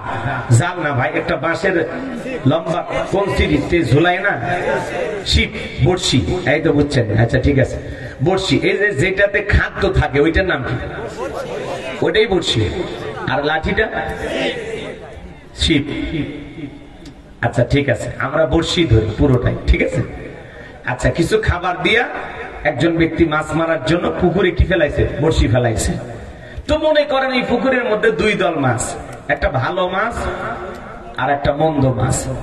ধরেন ভালো মাছ তারা আলেমদের মতো ভূমিকা পালন করে বলতেছে, এই খবরদার, যে খাবার দেখতেছে সেটা খাবার না, এটা হলো ষড়যন্ত্র। তোরে ধরার জন্য একজন লোক বড়শি ফেলাইছে, টপ করে খাবার খাবি, চপ করে উপরে তুলবে, নিয়ে আছাড় মারবে, বাড়িতে নিয়ে যায়া একেবারে তোর চামড়া উপরে যা আছে ওইটা কি বলেন আপনারা? আষ্টে ওইটা ফেলাইয়া টুকরো টুকরো করিয়া ঝাল মশলা দিয়া পাতিলে রান্না করে আস্তে করে খেয়ে ফেলে দিবে। সাবধান, অতএব ওই খাবারটা খাস না। তখন মন্দ মাছেরা বলে, হ্যাঁ আমাদের না খাওয়ার ওয়াজ কইয়া আমরা চলে যাব, আর এই সুযোগে তুমি খাইবা, তা হবে না। তখন ওই ভালো মাছের কথা না শুনিয়া এই মন্দ মাছগুলো যখন টপ করে খাইছে, উপরে থাকা বেচারা বড়শি টান মেরে তুলে মারছে একটা আশা। যত লাফালাফি করে তত বাড়ি মারে। দেখেন না, এই যে বাজারে যে মাছ কাটতে দেন, যে মাছটা লাফালাফি করে ওদের কাছে খাইতে থাকে না, বড় একটা খাইতে দেয় মাথায় দেয় একটা বাড়ি। রুই কাতলা বলেন মরে শেষ। কথা কোন ঠিক না? এই যে উপরে উঠে ফিটানটা শুরু হয়ে গেল, এরপরে বাড়িতে নিয়ে যায় ওপরে যে আষ্টেগুলো ছিল, কথা কে বোঝে না, চামড়া যা ছিল ছিলে শেষ। এখানে ফাঁকাতে নিয়ে খালি এরকম ঘুষতেছে। মাছটা কান্দে, ওর কান্দন আর কেউ শোনে না, এই কান্দাকাটি করে। এরপরে যে আপনার স্ত্রী এর বটিতে নিয়ে কি করে? আদর করে না? মাথাটা আলাদা করে, ফেসেটা আলাদা করে, চাকা আলাদা করে, পেটি আলাদা করে, কুইরে সুন্দর করে ঝাল মশলা দিয়া একেবারে ফাঁতিলে তুলে আগুন লাগায়। মাছটা কান্দে আর বলে, হারি একবার যদি পুকুরে যাওয়ার সুযোগ পাইতাম, সব মন্দ মাছদেরকে বলে দিতাম যে এই যে ভালো মাছেরা যে কথা বলে এগুলো কথা সত্য। এই যে আমাদের দুনিয়াতে যাওয়ার পরে এই করেছিল, এই কথাগুলো আমি বলার সুযোগ পাইতাম। বলেন তো বাজান, ওই পাতিলের মাছ কি পুকুরে যাওয়ার আর সুযোগ পাবে? কবরে থাকা ব্যক্তি কি কোনোদিন উঠে যে বলতে পারবে ওলামায়ে কেরাম যা বলে যা সত্য? খবরদার, তোমরা আর বেনামাজি থাকো না, সুদ খাইও না, ঘুষ খাইও না, জিনা ব্যভিচারী করো না, কোরআন সুন্নাহর বিরুদ্ধে অবস্থান নিও না, রাসূলের আদর্শ মানো, ওলামায়ে কেরাম যা বলে সেই কথাতে আমল করো। বলেন তো, কবর থেকে কোন ব্যক্তি উঠে এসে এই কথা বলার সুযোগ কি পাইছে? এই জন্য বাজান উদাহরণ দিলাম, কিছুই বুঝলেন না তাহলে কিন্তু সমস্যা। একটা উদাহরণ দিয়েছি কিছু শিক্ষার জন্য, কিছু বোঝার জন্য। আপনাদের মগজের ভিতরে কি কথাগুলো ঢুকেছে? তাহলে কবরের ভিতরে আযাব আছে না নাই? আযাব কার জন্য? যারা নেক আমল করে গেছে তাদের জন্য, না যারা বদ আমল করে গেছে তাদের জন্য? নেককারদের জন্য না গুনাহগারের জন্য? জাহান্নাম কাদের জন্য? হ্যাঁ, এই যে বোঝা লাগবে। আল্লাহর অবাধ্য, নাফরমান, বেঈমান, যারা শয়তানের ধোঁকায় পড়ে, ওয়াসওয়াসায় পড়ে মিসগাইড হয়েছে, ভুল পথে পরিচালিত হয়েছে, বিপদগামী হয়েছে, তাদের জন্য জাহান্নাম। আর যারা সিরাতুল মুস্তাকিমের প্রতীক হয়েছে, আল্লাহর দেখানো পথে চলেছে, রাসূলের রেখে যাওয়া আদর্শ মোতাবেক চলেছে, ওলামায়ে কেরাম যেভাবে নেক আমল করতে বলেছে সেভাবে আমল করেছে, এই মানুষগুলোর স্থান হবে জান্নাতে। কথা বলেন ঠিক কি না? তাহলে এখন আপনি জীবন সাজানোর দায়িত্ব আপনার। ভালো করে বোঝার চেষ্টা করবেন বাজান গো আমার। আমি গুনাহগার যে কথা বলতে চাচ্ছিলাম, ওই জাহান্নাম বড় কঠিন জায়গা। সেই জাহান্নামের আগুন থেকে বাঁচার জন্য আমাদেরকে নেক আমল করা লাগবে। আমলের বিকল্প কোনো রাস্তা খোলা নাই। এই জন্য বাজান গো আমার, ওই জাহান্নামের আগুন থেকে বাঁচার জন্য মালিকের গোলামি করা দরকার আছে না নাই? রবের গোলামি করা দরকার আছে না নাই? আল্লাহ রাব্বুল আলামিন আমাদের সবাইকে তার গোলাম হওয়ার তৌফিক দান করুন। কোরআন সুন্নাহ মোতাবেক চলার তৌফিক দান করুন। পাঁচ ওয়াক্ত নামাজি বানায় দেন, দ্বীনের বুঝ দান করেন। একটু জোরে বলেন আমিন। আল্লাহ রাব্বুল আলামিন বলেন, ইয়াউমা তুকাল্লাবু উজুহুহুম ফিন্নার, সেদিন জাহান্নামের আগুন দিয়া মানুষের চেহারাগুলোকে পুড়িয়ে ওলট পালট করে ফেলা হবে। ওই জাহান্নামের আগুনে মানুষগুলো পুড়তে পুড়তে যন্ত্রণায় ছটফট করবে, কান্নাকাটি করবে, আর ডেকে বলবে ইয়াকুলুনা ইয়া লাইতানা আতা'নাল্লাহ ওয়া আতা'নার রাসূলা। জাহান্নামীরা আফসোস করে বলবে, হাই আফসোস, আমরা যদি দুনিয়াতে আল্লাহকে মানতাম, রাসূলকে মানতাম, আল্লাহর দেখানো পথে চলতাম, রাসূলের রেখে যাওয়া আদর্শের পথে চলতাম, আল্লাহকে মানতাম, রাসূলকে মানতাম, তাহলে আমাদেরকে এইভাবে জাহান্নামের আগুনে জ্বলা লাগতো না। তাহলে জাহান্নামীরা কি বলবে? ইয়াকুলুনা ইয়া লাইতানা আতা'না আল্লাহ ওয়া আতা'না রাসূলা। তারা আফসোস করে বলবে, হায় আফসোস, আমরা যদি দুনিয়াতে আল্লাহকে মানতাম, রাসূলকে মানতাম। ভালো করে বোঝার চেষ্টা করবেন, আল্লাহকে যদি মানতাম, রাসূলকে যদি মানতাম, আল্লাহর বিধান মোতাবেক, রাসূলের রেখে যাওয়া আদর্শ মোতাবেক যদি চলতাম, তাহলে আমাদেরকে এইভাবে জাহান্নামের আগুনে জ্বলা লাগতো। ভালো করে বোঝেন, তারা কি স্বীকার করলো, বুঝতে পারছেন? তার মানে তারা আল্লাহর পথে চলে নাই, রাসূলের রেখে যাওয়া আদর্শ মোতাবেক চলে নাই, আল্লাহ রাব্বুল আলামিনের বিধান মানে নাই, রাসূলের রেখে যাওয়া আদর্শ মানে নাই। কথা বলেন ঠিক কিনা? এখন আসলে এই লোকগুলো কি ইচ্ছা করে মানে নাই, নাকি তাদেরকে মানতে দেওয়া হয় নাই, সে কথাগুলো একটু জানার দরকার আছে। ওটা বসা করিয়েন না, আগে বলেছি ভাই 12:30টার পরে উঠেন, ঠিক আছে? এখন চলেন পরের আয়াতে আল্লাহ তাআলা সেই কথা বলতেছেন। আমার আল্লাহ রাব্বুল আলামিন বলেন, ওয়াকালু রাব্বানা ইন্না আতা'না সাদাতানা ওয়া কুবারা'ানা ফাআদাল্লুনা সাবিলা।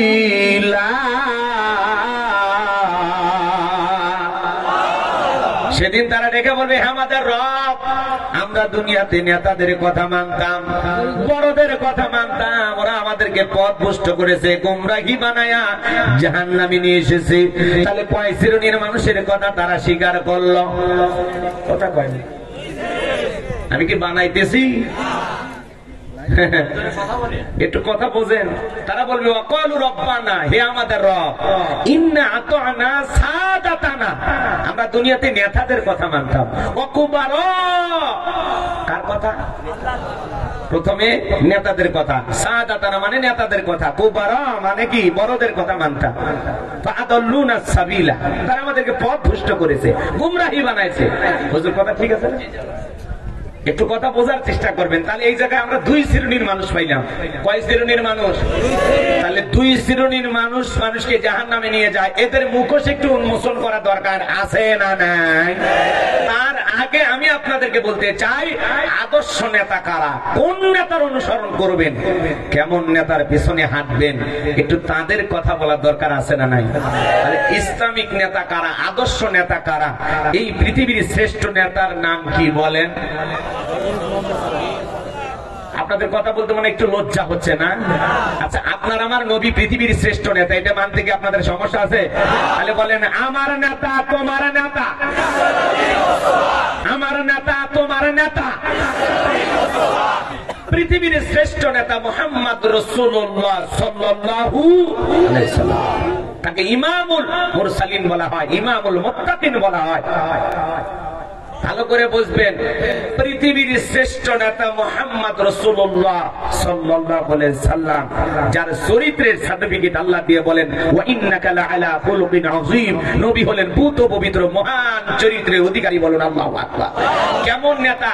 63 বছরে একটি মিথ্যা কথা বলেননি, বলুন আল্লাহু আকবার। এমন বিশ্ব রেকর্ড পৃথিবীর আর কোন নেতার আছে? নাই।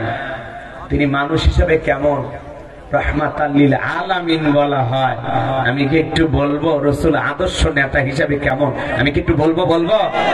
আমার ভাইয়েরা, আপনার আমার প্রিয় নবী মুহাম্মদ রাসূলুল্লাহ সাল্লাল্লাহু আলাইহি সাল্লাম নেতা হিসেবে কেমন নেতা ছিলেন? ইসলামিক নেতা কারে বলে, আদর্শ নেতা কারে বলে? ও সাতক্ষীরার মুসলমান বাবাজিরা, হৃদয়ের কান পেতে গুনাহগারের কথাগুলো বোঝার চেষ্টা করবেন। আমার ভাইয়েরা, রাসূল আকরাম সাল্লাল্লাহু আলাইহি সাল্লামের জীবন থেকে সমস্ত কথাগুলো যদি আমি বলতে চাই 2-3 রাত আলোচনা করে শেষ হবে না। আমি 2টা কথা আপনাদের সামনে উপস্থাপন করতে চাই। মক্কা বিজয়ের পরে বিশ্বনবী মুহাম্মদ রাসূলুল্লাহ সাল্লাল্লাহু আলাইহি সাল্লাম সাহাবায়ে কিরামদেরকে ডেকে বলেন, আমার সাহাবীরা, ওসমান ইবনে তালহাকে আমার কাছে ডাক দাও। সাহাবায়ে কিরাম ওসমান ইবনে তালহাকে ডাক দিতে গেলেন। এই ওসমান ইবনে তালহাকে মক্কা বিজয়ের পূর্বে খানায় কাবার চাবির দায়িত্ব কাফেররা ওসমান ইবনে তালহার হাতে দিয়েছিল। নবীজি ডেকে বলে, ওসমান ইবনে তালহা রে, খানায় কাবার দরজাটা একটু খুলে দাও, আমি আমার আল্লাহকে একটু সিজদা দিতে চাই। আল্লাহু আকবার বল। ওসমান ইবনে তালহা ডেকে বলে, কাফেরদের নিষেধ আছে, আপনার জন্য খানায় কাবার দরজা খোলা যাবে না। মক্কা বিজয়ের পরে সেই মানুষটাকে রাসূল তলব করতেছেন, ডাকতেছেন। এইবার ওসমান ইবনে তালহাকে যখন বলা হলো, ও ওসমান ইবনে তালহা, বিশ্বনবী তোমাকে ডেকেছেন। ওসমান ইবনে তালহার মনে মনে ভয় জাগ্রত হয়ে গেল। মক্কার পাওয়ার ক্ষমতা রাসূলের হাতে, মক্কা বিজয় লাভ করেছেন বিশ্বনবী। আর এই মক্কায় থাকা অবস্থায় নবীজিকে আমি খানায় কাবার দরজা খুলে দেই নাই। আজকে মক্কার পাওয়ার পরে ক্ষমতা পাওয়ার পরে রাসূল বুঝি সেই প্রতিশোধ নেওয়ার জন্য আমাকে ডাক দিয়েছেন। ভয়ে ভয়ে রাসূলের সামনে উপস্থিত হয়ে গেলেন। আমার নবী দেখে বলে, ওসমান ইবনে তালহা, এইদিকে আসো, আমার কাছে আসো। খানায় কাবার চাবির দায়িত্ব কাফেররা তোমার কাছে দিয়েছিল। মক্কা বিজয়ের পরে এই খানায় কাবার চাবির দায়িত্ব আমি নবী তোমাকে দিলাম। বলুন আল্লাহু আকবার। নবীর চাচা ইবনে আব্বাস রাদিয়াল্লাহু তাআলা আনহু তিনি ভেবেছিলেন ভাতিজা বদি খানায় কাবার চাবির দায়িত্ব আমাকে দিবেন, কিন্তু তাকে না দিয়ে ওসমান ইবনে তালহার হাতে যখন খানায় কাবার চাবি দেওয়া হলো, ওসমান ইবনে তালহা চোখের পানি ছেড়ে দিয়ে কেঁদে বলে, নবী, আমি মনে করেছিলাম মক্কায় যখন ও নবী আপনি ছিলেন, কাফের আমাকে চাবির দায়িত্ব দিয়েছিল, আপনার জন্য খানায় কাবার দরজা খুলে দেই নাই। আজকে মক্কা বিজয়ের পরে আপনি হয়তো ভাই সেই প্রতিশোধ গ্রহণ করবেন, কিন্তু প্রতিশোধ গ্রহণ না করে কাফেরাও চাবির দায়িত্ব আমাকে দিয়েছিল, আপনিও খানায় কাবার চাবির দায়িত্ব আমাকে দিলেন। নবী গো, ও নবী, যেই ধর্মের নেতার ব্যবহার এত সুন্দর, আমি আর অমুসলিম থাকতে চাই না, আমি কালেমা পড়ে মুসলমান হতে চাই। নবীজির উত্তম ব্যবহারে, নবীজির আদর্শ দেখা মুক্ত হয়ে মানুষ কালেমা পড়ে মুসলমান হয়েছেন। বলুন আল্লাহু আকবার। সুপার কোয়ালিটির মহামানব রাহমাতুল লিল আলামিন আপনার আমার প্রিয় পয়গম্বর মুহাম্মদ রাসূলুল্লাহ সাল্লাল্লাহু আলাইহি ওয়াসাল্লাম। বলুন আল্লাহু আকবার। আমার ভাই একজন ইহুদি মসজিদে দাঁড়িয়ে পেশাব করতেছেন। বিশ্বনবীর সাহাবী হযরত ওমর ফারুক ডেকে বলে, নবী, ওর এত বড় সাহস মসজিদে এসে পেশাব করে, একবার শুধু অনুমতি দেন গো নবী, এক কবে দেহ থেকে কাল্লাটা ফেলায় দিব, জীবনে আর কোনোদিন পেশাব লাগবে না। আমার নবী বলে, ওমর, এত রাগ কেন করেছ? তোর বাড়ি খাপের ভিতরে ঢোক, আমি নবী তো উপস্থিত আছি। বলেন আল্লাহু আকবার।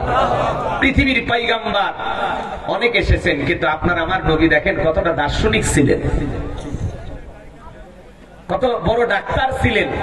আজকে ডাক্তারি গবেষণায় বলা হচ্ছে, মানুষ যখন পেশাব পায়খানা করে ওই সময় যদি কেউ ধমক দেয় আর এটা যদি ভিতরে আটকে যায়, তাহলে বড় বড় দুর্ঘটনা, মানে দেহের ভিতরে, এই কারণে দেহের ভিতরে বড় বড় রোগ হওয়ার সম্ভাবনা থাকে। মানুষ আতঙ্কিত হতে পারে, ভয়ে পাগল পারা হয়ে যেতে পারে। আর আমরা দেখি যখন পাবলিক টয়লেট গুলো ব্যবহার করি, হ্যাঁ, পাবলিক বাথরুম গুলোতে যাই, এমন ধাক্কা ধাক্কায় মানে দরজা খুলে ও ভিতরে আগে যেতে চায়। এরকম করা যাবে না ভাই। যেখানে মসজিদে যান বা বিভিন্ন এলাকায় যান, বাইরে থেকে আপনি সিগন্যাল দিবেন, মিস কল দিবেন, জুতা দিয়ে একটু বাড়িয়ে বাড়ি করবেন, যাতে ভিতরে যে আছে আওয়াজ শুনতে পায় যে বাহিরে একজন অপেক্ষায় আছে, আমার তাড়াতাড়ি কাজগুলো শেষ করা দরকার। কথা বোঝেন না? কিন্তু এই ধাক্কা ধাক্কি করবেন না। আল্লাহ যেন আমাদের সঠিক বুঝ দান করেন। একটু জোরে বলেন আমিন। সব জায়গায় আদব আছে না নাই? জোরে বলেন ভাই, আদব আছে না নাই? হ্যাঁ, জুতা বাড়ি বাড়ি করবেন অথবা গলা খা করবেন, ভিতরে যিনি আছে উনি বুঝে ফেলে দেবে যে না বাহিরে আরেকজন ভাই আছে, উনিও ভিতরে আসতে চায়। আর যে অবস্থায় বাথরুমে থাকে ওখানে কি মানুষ আধা ঘন্টা বিশ্রাম নিতে চায়? ওখানে কি এসি লাগানো আছে একটু মানুষ ঘুমাবে? তো এই জিনিসগুলো মাথায় রাখবে, ওইটার থেকে যত তাড়াতাড়ি বের হওয়া যায়। আর যে গরম পড়ছে, কঠিন অবস্থা, কথা বলেন ঠিক কিনা? কষ্ট হচ্ছে আপনাদের এই কথাগুলো শুনতে? লিল্লাহে তাকবীর। আমার ভাইরা গভীর মনোযোগ দিয়ে কথাগুলো শ্রবণ করবেন। আমি যে কথা বলতে চাচ্ছিলাম, হযরত ওমর ফারুক ডেকে বলে, নবী গো তাকায় দেখেন কতগুলো পেশাব করতেছে, সব মনে জমায় রাখছে। নবী একবার শুধু অনুমতি দেন, এমন কায়দায় সাইড করবার জীবনে পেশাব লাগবে না। আমার নবী বলে, ওমর থামো, আমি আছি তো, তুমি ঠান্ডা হও।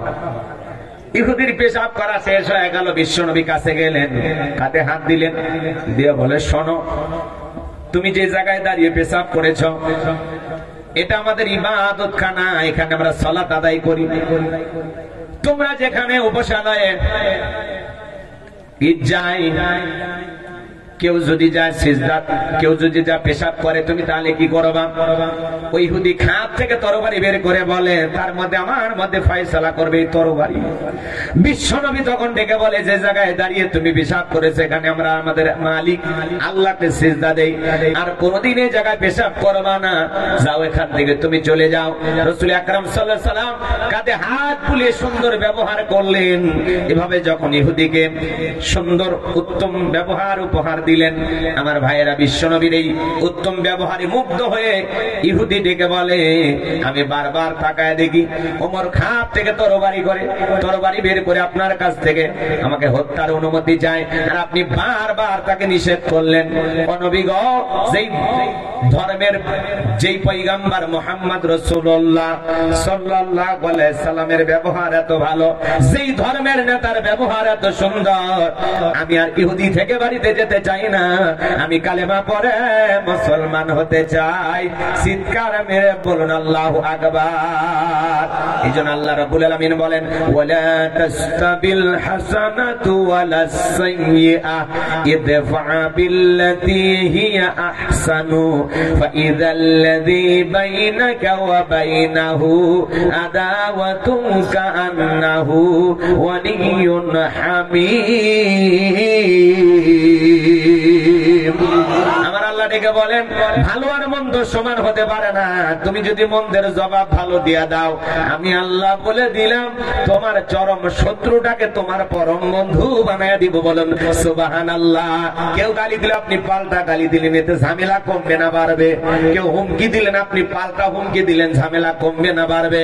কেউ বলে তোরে খায়া ফেলে, তোকে আমি ছায়া থাকবো, তোরে ঘুষি মারবো, আমি নাক পাঠাবো, দেখে নেবো, এই যে ঝামেলা কমবে না বাড়বে? কেউ যদি আপনাকে ঝামেলায় ফেলাইতে চায়, গালি দিতে চায়, বাজে ব্যবহার করে, আপনি সালাম দিয়ে বলেন, আসসালামু আলাইকুম ভাই, আমি আপনার ঝামেলাই নাই। আপনি আমার গালি দিতে পারলেও আমি আপনাকে গালি দিতে পারবো না, কারণ এত ছোট মন মানসিকতা আমার না। কথা বলেন না কেন? কেউ ঝামেলায় ফেলতে চাইলেও আপনি সেই ঝামেলা থেকে এড়িয়ে চলবেন, সেখান থেকে ফিরে আসবেন। কেউ দেবে গালি, আপনি দেবেন কি? সালাম। কথা বলেন ঠিক কিনা? সালাম আছে যেখানে শান্তি আছে। তাহলে দেখেন, এদিকে খেয়াল করেন, শুধু মানুষকে পিটাইলে হয় না, মানুষ উত্তম ব্যবহার দেখা, রাসূলের আদর্শ দেখা মানুষ দলে দলে কালেমা পড়ে মুসলমান হয়েছেন। কথা বলেন ঠিক কিনা? তাহলে পৃথিবীর শ্রেষ্ঠ নেতা মুহাম্মদ রাসূলুল্লাহ সাল্লাল্লাহু আলাইহি ওয়াসাল্লাম, যার আদর্শ দেখা, যার ব্যবহার দেখা, যার আখলাক দেখা মানুষ দলে দলে কালেমা পড়ে মুসলমান হয়েছেন। কথা বলেন ঠিক কিনা? আজকে মুসলমান সেই আখলাক, সেই চরিত্র ধারণ করতে পারে না, বিদায় আগের মতো মানুষ আর কালেমা পড়ে মুসলমান হচ্ছে। আমাদের ব্যবহারে মানুষ পাগল হয়ে ইসলাম ধর্ম গ্রহণ করবে, যে মুসলমানের ব্যবহার এত সুন্দর। কথা বলে না কেন? কষ্ট পাচ্ছেন? তাহলে ইসলামের এদিকে খেয়াল করেন। বিশ্ব নেতা মুহাম্মদ রাসূলুল্লাহ সাল্লাল্লাহু আলাইহি ওয়াসাল্লাম, তিনি নেতা হিসেবে কেমন, এই কথাগুলো নিয়ে যদি আমি আলোচনা করি 2-3 দিন চলে যাবে, এত সময় আমার হাতে নাই। কথা সংক্ষিপ্ত করে বুঝাইতে হবে, কষ্ট হচ্ছে আপনাদের। এখন রসুলের সাথে থেকে যারা নেতৃত্ব দিয়েছেন, রসুলের পরবর্তীতে যারা নেতা হয়েছেন, তারা নেতা হিসেবে কেমন আমি কি একটু বলবো। বিশ্বনবীর ইন্তেকালের পরে ইসলামের 1 নাম্বার খলিফা হযরত আবু বকর সিদ্দিক রাদিয়াল্লাহু তাআলা আনহু, তিনি নেতা হিসেবে কেমন আমি কি বলবো। কষ্ট হচ্ছে আপনাদের। লিল্লাহি তাকবীর। আমার ভাইয়েরা গভীর মনোযোগ দিয়ে কথাগুলো শুনবেন। আপনার আমার ব্যবহারে মানুষ কালেমা পড়ে মুসলমান হবে। আমাদের ব্যবহার ভালো হওয়ার দরকার আছে না নাই? হাজারো নির্যাতন জুলুম সহ্য করতে হবে, হাজারো নির্যাতন জুলুমের মোকাবেলা করতে হবে। মুসলমানেরা কখনো ভীত হবে না, মুসলমানেরা কখনো ভেঙে পড়বে না। মুসলমান দুর্বল হওয়ার জাতি না, পিছিয়ে যাওয়ার জাতি না। কথা বলে ঠিক কি না? কথা বলে না কেন? এই যে 3 বছর 1107 দিন, ভালো করে বোঝেন, কারা মুক্তি পড়া হওয়ার পরে আল্লামা মামুনুল হক শাইখুল হাদিস ইবনে শাইখুল হাদিস, যাকে মানুষ ফুলের সংবর্ধনা দেওয়ার জন্য পাগল পারা হয়ে গেছে, আল্লাহু আকবার বলেন। 3 বছর পরে কলিজার টুকরা সন্তানেরা বাবার কোল পেয়েছেন, আদর করতেছেন, যত্ন করতেছেন। ওলামা ইকরাম সবাই যা ফুলের সংবর্ধনা দিচ্ছেন। যেই হাতে এক সময় ছিল হাতকারা, সেই হাতে এখনো মানুষ দিচ্ছে ফুলের তোড়া। কথা বলেন ঠিক কিনা? লাল কালিজার শুভেচ্ছা দেওয়া হলো, আমার ভাইয়েরা ফুলের বিছানা পাতা হলো, সেই দিক দিয়ে হেঁটে যাচ্ছে প্রিয় রাহবার শাইখুল হাদিস আল্লামা মামুনুল হক বলেন আল্লাহু আকবার। যতই অপবাদ দাও, যতই মিথ্যা তহমত দাও, আলেমদেরকে মানুষ কলিজা দিয়ে মহব্বত করে। কথা বলেন ঠিক কিনা? প্রিয় শাইখুল হাদিস বক্তব্য দিতে গিয়ে তিনি বলতেছেন, আমি আমার জীবনকে দ্বীনের জন্য, ইসলামের জন্য উৎসর্গ করে দিলাম। বলেন আল্লাহু আকবার। আমি শিরকের সাথে আপোষ করি নাই। আল্লাহু আকবার বলেন। তিনি শিরকের সাথে আপোষ করেন নাই। বলে শিরকের পক্ষে যারা দালালি করেছে, তারা শিরকে সাপোর্ট দিয়েছে, আর যারা শিরকের বিরুদ্ধে লড়াই করেছে, এরা হলো প্রকৃত ইসলামের ঝান্ডাবাহী বাহিনী। কথা বলেন ঠিক কিনা? এই জন্য 3 বছর কারাভোগ করেছেন, জুলুম সহ্য করেছেন, মাথা নত করে নাই। সময়ের বীর পুরুষেরা এরকমই হয়। আল্লাহ মামুনুল হক তার জ্বলন্ত উদাহরণ। কথা বলে ঠিক কিনা? আমরা মনে করেছিলাম হয়তোবা তিনি বের হয়ে আর কথাই বলবেন না, নরম ভাষায় কথা বলবেন, অনেকে ভাবতেছেন। কিন্তু জেল গেট থেকে বের হইয়া গাড়িতে যে বক্তব্য দিয়েছেন, আল্লাহু আকবার। আজকে আবার তিনি তার মাদ্রাসায় তাকে যখন সংবর্ধনা দিল, ওলামা ইকরাম সবাই যখন কথা বলছেন, হাতে হাত রাখতেছেন, মুসাফা করতেছেন, তার সাথে একটু হাতে হাত রেখে মুসাফা করার জন্য হাজার হাজার মানুষ ভিড় করতেছেন। বলেন আল্লাহু আকবার। এই জন্য আলেমদের উপরে জুলুম, নিপীড়ন, নির্যাতন হলে সম্মান কমে না বাড়ে? জোরে বলেন, সম্মান কমে না বাড়ে? এই জন্য ভাইরা আমার, হেরে যাবে ওদের হিংসা, জিতে যাবে আমাদের ভালোবাসা। যতই মিথ্যা ত্যাগ লাগা, মিথ্যা তহমত দাও, আজে বাজে কথা বলো, আলেমদেরকে মানুষ কলিজাতে মহব্বত করে, তার বাস্তব উদাহরণ আল্লামা মামুনুল হক। কথা বলেন ঠিক কিনা?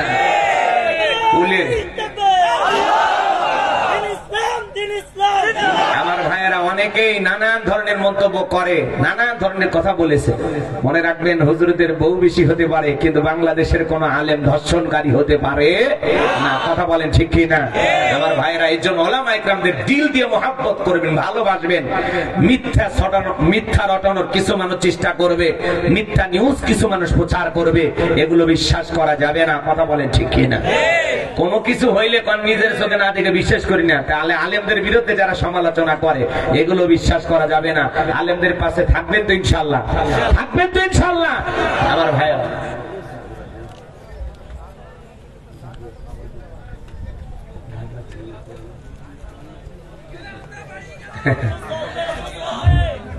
কষ্ট নেবেন না, ভয় পাওয়ার কোনো কারণ নেই। একজন আলেমের কথা বললে ভয় আছে? কথা বলেন, ভয় আছে? চেয়ারম্যান ভাই, ভয় পাওয়ার কোনো কারণ নাই, কারণ উনি তো জামিনে মুক্ত। কথা বলেন ঠিক কিনা? উনি এখন মুক্ত আকাশে, 42টা মামলা থেকে তাকে জামিন দেওয়া হয়েছে। কথা বলেন ঠিক কিনা? আর ভয় পাওয়ার কোনো কারণ আছে? উনি শিরকের বিরুদ্ধে প্রতিবাদ করেছিলেন, সেটা আমরা জানি। কথা বলে ঠিক কিনা? এই জন্য একজন উনি শাইখুল হাদিস, ওনার পরিবারে 72 জনের উপরে আলেম আছে। কথা বলেন ঠিক কিনা? ওনার বাবা কি মানুষ ছিলেন আপনারা জানেন না? আল্লামা আজিজুল হক রহমতুল্লাহ আলাইহি। কথা বলেন ঠিক কিনা? তার সুযোগ্য সন্তান। এই জন্য আমরা এই বিষয়গুলো তুলে ধরবো। মনে থাকবে তো ইনশাআল্লাহ? ভয় পাওয়া যাবে? ভয় পাওয়া যাবে? আলেমদের পাশে থাকতে রাজি আছেন তো ইনশাআল্লাহ? যতই মিথ্যা তহমত দেওয়া হোক, মনে রাখবেন আলেমেরা যেখানেই যাক না কেন তারা সময়ের সাহসী পুরুষ, তারা বাতিলের কাছে আপোষ করবে না। হাসতে হাসতে তিনি আজকে বক্তব্য দিতে গিয়ে বলতেছেন, দেখ বিভিন্ন মামলায় দিচ্ছেন আমাকে, আপত্তি নাই, যে কোনো একটা মামলা আমাকে ফাঁসিও দিতে পারেন, আমি মামুনুল হক ফাঁসিতে ঝুলতে রাজি, তারপরে শিরকের সাথে আপোষ করতে রাজি নাই। বলেন আল্লাহু আকবার। এই ধরনের ওলামা ইকরাম আমাদের সমাজে প্রয়োজন আছে না নাই? তাহলে আলেমদের পক্ষে কারা কারা থাকবেন? দুই হাত তুলে আল্লাহকে দেখান। লিল্লাহে তাকবীর, লিল্লাহে তাকবীর, লিল্লাহে তাকবীর। ভয় পাওয়ার কোনো কারণ নাই, আমরা আছি। হ্যাঁ, চেয়ারম্যান সাহেব যদি ভয় পায় তাহলে সমস্যা আছে না নাই? আসলে কি শোনেন, আজকে আলেমদের হয়ে দুই একটা কথা বলে অনেকে মানুষের কষ্ট লাগে, এগুলো আবার বিভিন্ন লোক বিভিন্ন ভাবে দেখে। কিন্তু মনে রাখবেন, একজন আলেম অবশ্যই আর একজন আলেমকে ভালোবাসবে, তার পক্ষে কথা বলবে, এটাই স্বাভাবিক। আমরা চোরের পক্ষে সাফাই গাইতেছি না, ডাকাতের পক্ষে সাফাই গাইতেছি না, আমরা একজন হক্কানি ওলামা ইকরামদের পক্ষে কথা বলতেছি। কথা বলে ঠিক কিনা আমার ভাইয়েরা? ওলামা ইকরামদের জন্য দিল ভরা ভালোবাসা আমাদের থাকবে তো ইনশাআল্লাহ? আল্লাহ কবুল করেন, জোরে বলেন আমিন। বিরক্ত হয়েছেন আপনারা? তাহলে আমি কি কথা বলতে চাচ্ছিলাম শোনেন। ইসলামের 1 নাম্বার খলিফা কি নাম? হযরত আবু বকর সিদ্দিক রাদিয়াল্লাহু তাআলা। তিনি নেতা হিসেবে কেমন ছিলেন আমি একটু বলবো? আমার ভাইরা গভীর মনোযোগ দিয়ে শুনবেন। বিশ্বনবীর ইন্তেকালের পরে হযরত আবু বকর সিদ্দিক রাদিয়াল্লাহু তাআলা ইসলামের 1 নাম্বার খলিফা হওয়ার পরে তিনি 2 বছর 3 মাস ক্ষমতার চেয়ারে বসেছিলেন। কথাগুলো বোঝার চেষ্টা করবেন। 4টি ঈদের রাত পেয়েছিলেন। একদিন ঈদের রাত মসজিদে নববী থেকে সমস্ত সাহাবীরা বের হয়ে চলে গেছেন। হযরত আবু বকর সিদ্দিক রাদিয়াল্লাহু তাআলা সিজদায় লুটিয়ে পড়লে চোখের পানি ছেড়ে দিয়ে কান্না করতেছেন আর আল্লাহর কাছে বলতেছেন, আল্লাহ আগামী কালকে ঈদ, কার ঘরে খাবার আছে কার ঘরে খাবার নাই, কে সুখে আছে কে দুঃখে আছে আমি জানি না। আল্লাহ গো, আমি আমার দেশবাসীর জন্য দোয়া করতেছি, আমার জনপদের মানুষের জন্য দোয়া করতেছি। আল্লাহ আগামী কালকে ঈদের আনন্দ সবার ঘরে ঘরে ছড়িয়ে দাও। বলেন আল্লাহু আকবার। নেতা কারে বলে? জনগণের জন্য ঈদের রাত্রিতে হাত তুলে আল্লাহর কাছে দোয়া করে বলে, আল্লাহ এদেশের মানুষের ঘরে ঘরে আনন্দ ছড়িয়ে দাও, ঘরে ঘরে সুখ শান্তি পৌঁছায়া দাও। আর আমরা সমাজে দেখি এমন নেতা আছে ঈদের আগে বিদেশে চলে যায় মার্কেট করার জন্য। কথা বলেন ঠিক কি না?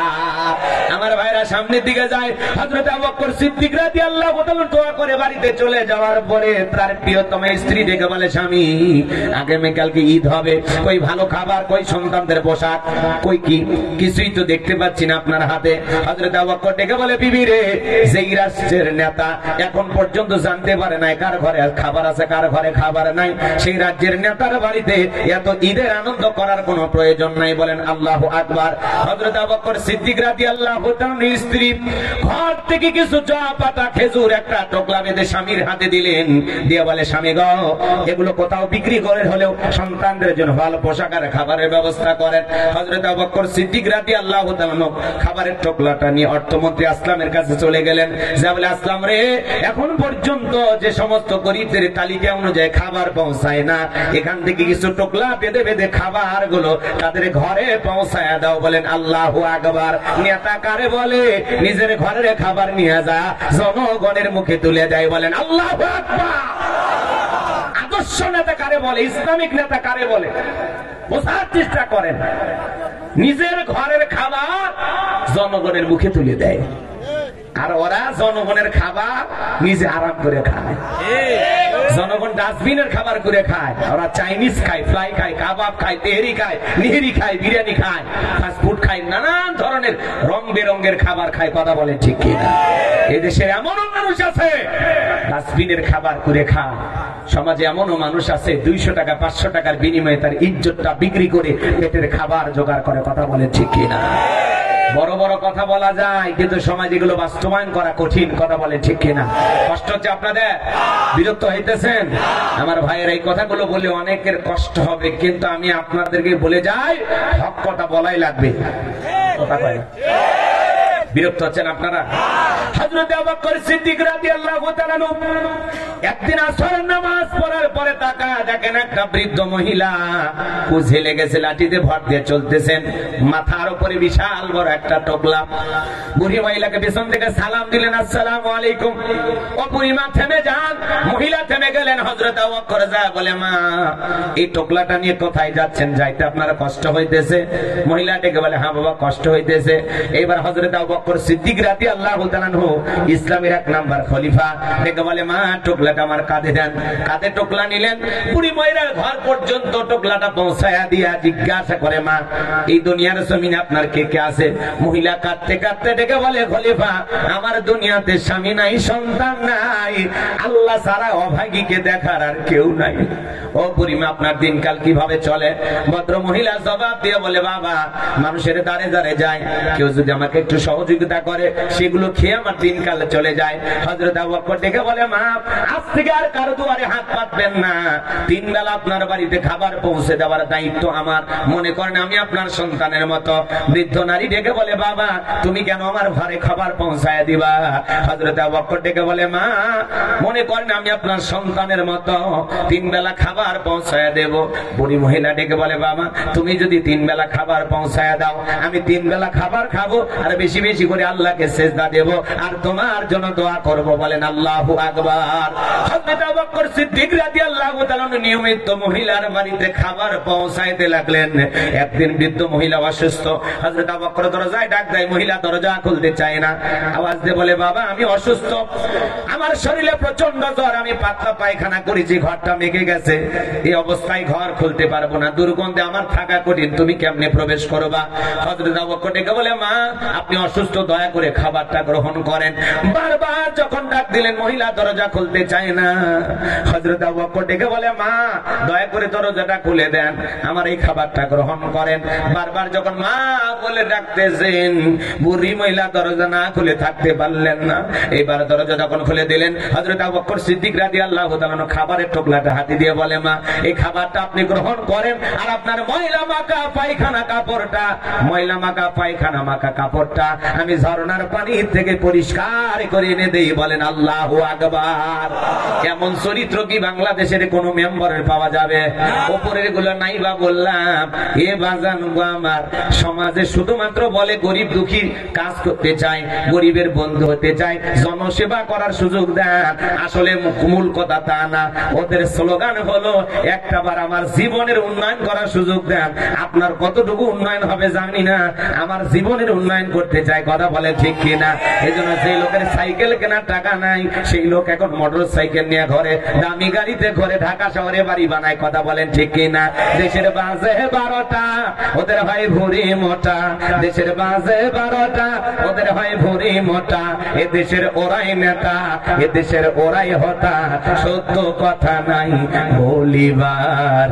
চারিদিকে দেখি শুধু অন্ধকার, চারিদিকে দেখি শুধু অন্ধকার, নেই কোনো আশা, বন্ধ মুখের ভাষা, চারিদিকে দেখি শুধু অন্ধকার। এখন উচিত কথা যদি কই পিঠের উপর দিয়ে যাবি মই, এই আনন্দে কিছু লোক কিনে খাবে বগুড়ার স্পেশাল দই। কথা বলেন ঠিক কিনা? যত 10 নন্দ ঘোষ, সত্যটা বললে 10, করলে অন্যায়ের প্রতিবাদ, নামটা হবে তোমার মৌলবাদ, নামটা হবে তোমার জঙ্গিবাদ। আল্লাহর কোরআনের জন্য, দ্বীনের জন্য, ইসলামের জন্য আস্তে আস্তে মরতে রাজি কারা কারা? তুই হাত তুলে আল্লাহকে দেখা। টান টান করে তোলেন, হাত নামাইবেন না, হাত টান টান করে তোলেন। আমি আগেই বললাম আপনারা মাথায় ঢুকাইলেন না। হাত তোলেন, হাত তোলেন। কষ্ট হচ্ছে আপনাদের? বিরক্ত হইতেছে? হযরত আবু বকরের কথা বলতেছি, এরপরে হযরত ওমরের কথা বলবো, এরপরে হযরত আলী, তারপরে হযরত ওসমান, তারপরে ওই যে 2 শ্রেণীর মানুষের মুখোশ উন্মোচন। যদি ঘন্টা দেড়েক সময় লাগে দেবেন, 1 ঘন্টা তো দেবেন না, কি বলেন? টান টান করে তোলেন, টান টান করে তোলেন। লিল্লাহে তাকবীর। আমার আল্লাহ রাব্বুল আলামিন বলেন, ইন্নাল্লাহা আশতারা মিনাল মুমিনিনা আনফুসাহুম ওয়া আমওয়ালাহুম বিআন্না লাহুমুল জান্নাহ। সূরা তাওবার 111 নম্বর আয়াতে আল্লাহ পাক জানিয়ে দিলেন, নিশ্চয়ই মুমিন বান্দাদের জান মাল আমি আল্লাহ ক্রয় করে নিয়েছি, বিনিময়ে দেব জান্নাত। বলুন সুবহানাল্লাহ। তাহলে বলেন তো বাজান, আপনার আমার জীবনের মালিক কে? আপনার আমার সম্পদের মালিক কে? আল্লাহ দেয়া জীবন, আল্লাহ দেয়া সম্পদ, আল্লাহর পথে খরচ করতে রাজি আছেন তো মুসলমান? রাজি আছেন তো ইনশাআল্লাহ?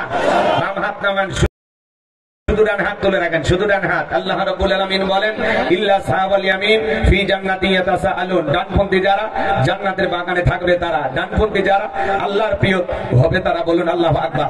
কোনো কথা হবে না। কিছুক্ষণ আগে বলেন হুজুর জীবন দিতে রাজি, রক্ত দিতে রাজি। আপাতত জীবন রক্তের দুইটার কোনোটাই দেয়া লাগবে না। আল্লাহ ঘর মসজিদের জন্য প্রাণ ভরে সবাই পকেটে হাত দিয়ে আল্লাহর রাস্তায় টাকা দিবেন। অনুরোধ করে বলবো টাকা দেবেন আর না দেবেন সেটা পরেকার হিসাব। আমি মুসাফির পায়ে হাত দিয়ে অনুরোধ করি, একটা লোক উঠবেন না। আমার অনুরোধ একটাই, একটা লোক উঠবেন না। টাকা দেন আর না দেন সেটা পরেকার হিসাব। সবাই পকেটে হাত দেন, আমিও দিচ্ছি। দেন সবাই পকেটে হাত দেন।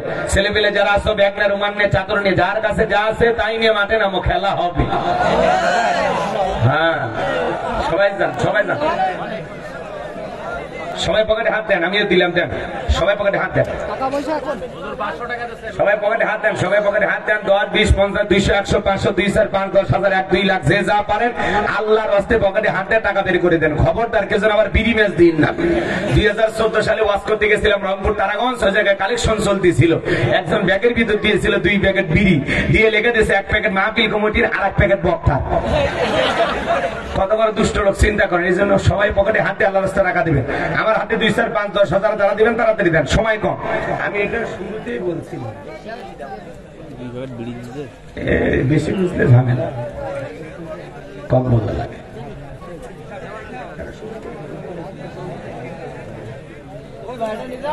সবাই একটু প্রাণ ভরে দেন, 2 মিনিট, 2 মিনিট, তারপরে আমরা আলোচনায় চলে যাব। কষ্ট দেব না। জিকির করেন লা ইলাহা, জোরে লা ইলাহা, জোরে লা ইলাহা।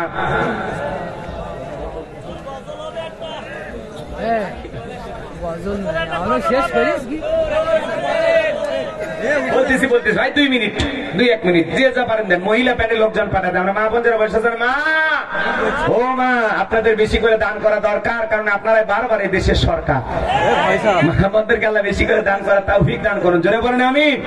হ্যাঁ মহিলা প্যানেল লোকজন পাঠাতে, আমরা মা বোনদের বয়স আছেন, মা একটু ধৈর্য নিয়ে বসেন। আপনাদের জন্য অল্প সময়ের মধ্যে আমি গোলাম রব্বানী আলোচনা করে দেবো শুরু, কারণ আপনারাই ঘরে বাইরে আমাদের নাটের গুরু। একটু অপেক্ষা কর, সবাই একটু প্রাণ ভরে দান করেন। ভাই আমার হাতে দেওয়ার মতো থাকলে কেউ দেন, তাড়াতাড়ি, সময় কম। লাবলু মিঠাপুকুর, মিঠাবাড়ি, 1,500 টাকা। মারহাবা কর, আল্লাহ কবুল করেন, বড়দানে শামিল করেন। দান করেছেন 1,500 টাকা। দুনিয়া আখিরাতের এই গোনা কোনদিন পকেট ফাঁকা। আল্লাহ তাআলা রাসূলের সাথে মরণের পরে জান্নাতি করে দিও দেখা, জোরে বলেন মারহাবা। আরেকজন দান করেছে 20, আল্লাহ তার 14 গোষ্ঠীকে জান্নাত দিস, জোরে বলেন মারহাবা। আল্লাহ তাআলা দানগুলো কবুল করো, বড়দানে শামিল করো। আসেন আসেন দরদিরে আমার, দিয়া ধন বজে মন, কেড়ে নিতে কতক্ষণ, নদীর কোল ভাঙে কোল করে।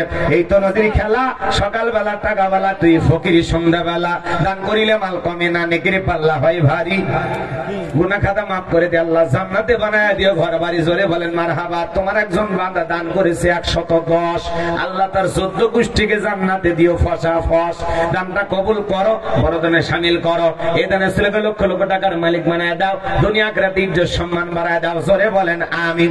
আসেন আসেন দরদিরা আমার, দিয়া দন বজে মন, কেড়ে নিতে কতক্ষণ। ভাই ভাই ভাই ভাই রাগ করছে গো, এলে হয় না, হয় না। আসলে কি কাজের সময়, তার মধ্যে দিলেন গভীর রাত্রে, তার মধ্যে আবার শেষে। আমি শুরুতেই বললাম যদি শুরুতে একটু রুমাল ছেড়ে দিতাম, লোকজন বেশি ছিল হয়ে যেত। পরে না কিশোর পড়তে চায় না, পড়ে না। হ্যাঁ চেষ্টা করেন, চেষ্টা করেন, একটু কঠোর হন। মা বাবা কঠোর হলে ছেলে মেয়ে এমনি পড়াশোনা করবে। হ্যাঁ একটু চেষ্টা করেন, চেষ্টা না করলে মানুষ বানাইতে পারবেন না। আল্লাহ তার সন্তানদেরকে আলিম হিসেবে কবুল করেন, জোরে বলেন আমিন। একজন অমুসলিম ভাই 1000 টাকা দিয়েছেন। আমি আগে বলেছি এই মাহফিলে অমুসলিম ভাইরা অনেক সহযোগিতা করেছে। আল্লাহ তাদের সহযোগিতা কবুল করেন, তাদেরকেও দ্বীনের পথে কবুল করেন, জোরে বলেন আমিন। আর কে, আর কে? গজল, এই যে আপনাদের ভিতর থেকে মাশাআল্লাহ অনেকগুলো দিচ্ছেন, আপনারা রাখছিলেন না? এগুলো ভালোই দিচ্ছেন আলহামদুলিল্লাহ। মহিলা প্যান্ডেলে যারা কালেকশন করতেছেন তারাও দেন, মেহেরবানি করে তাড়াতাড়ি দেন, সবাই একটু টাকা পাঠায় দেন। দে দে পাল তুলে দে ও মাঝি হালা করিস না, সের দেহ নৌকা আমি যাব মদিনা। বলবো ভাল লাগে এটা? তাহলে সবাই আমার সাথে গাইবেন, পারবেন তো ইনশাল্লাহ? দে দে পাল তুলে দে ও মাঝি হালা করিস না, সের দেহ নৌকা আমি যাব মদিনা, সের দেহ নৌকা মাঝি যাব মদিনা, সের দেহ নৌকা আমি যাব মদিনা। বলেন সের দেহ নৌকা আমি যাব মদিনা।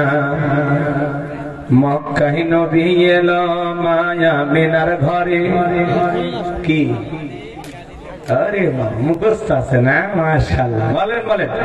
মক্কায় নবী এলো মায়া মিনার ঘরে, হাসিলে হাজার মানি কাঁদিলে মুক্ত ঝরে। দয়ার আল্লাহ যার সখা তার কিসের ভাবনা, আমার আল্লাহ যার সখা তার কিসের ভাবনা। আমার হৃদয় মাঝে কাবা নয়নে মদিনা, আমার হৃদয় মাঝে কাবা নয়নে মদিনা।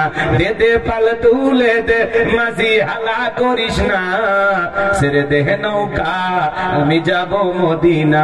বলেন সেরে দেহ নৌকা আমি যাব মদিনা।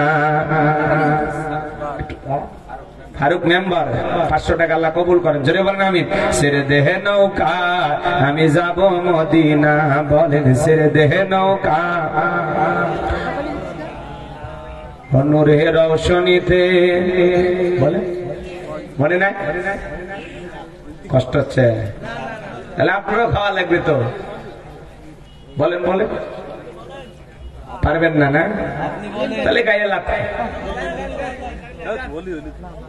কষ্ট হচ্ছে আপনাদের না? এটা চলেন আমরা বাকি আলোচনা কি করবো না দোয়া করবো? বলেন। আসলে অনেক রাত হয়েছে, কষ্ট দেওয়া কঠিন আপনাদেরকে। জিকির করেন লা ইলাহা। মহিলা প্যানেল টাকা পাইছেন? আসেনি এখনো। মা বোনদের ভিতরে কালেকশন চলতেছে, একটু দয়া করে টাকা দেন। মা বোন যারা বসে আছেন, মা আপনাদের মাঝে চলে গেছে, চাদর বোরকার পকেট থেকে করে দেন, হালকা করে একটু আদর দেন, টাকা পয়সা নেন। চলেন আমরা আলোচনায় চলে যাই। হযরত আবু বকরের কথা মনে আছে? বলবো বলবো। লিল্লাহি তাকবীর।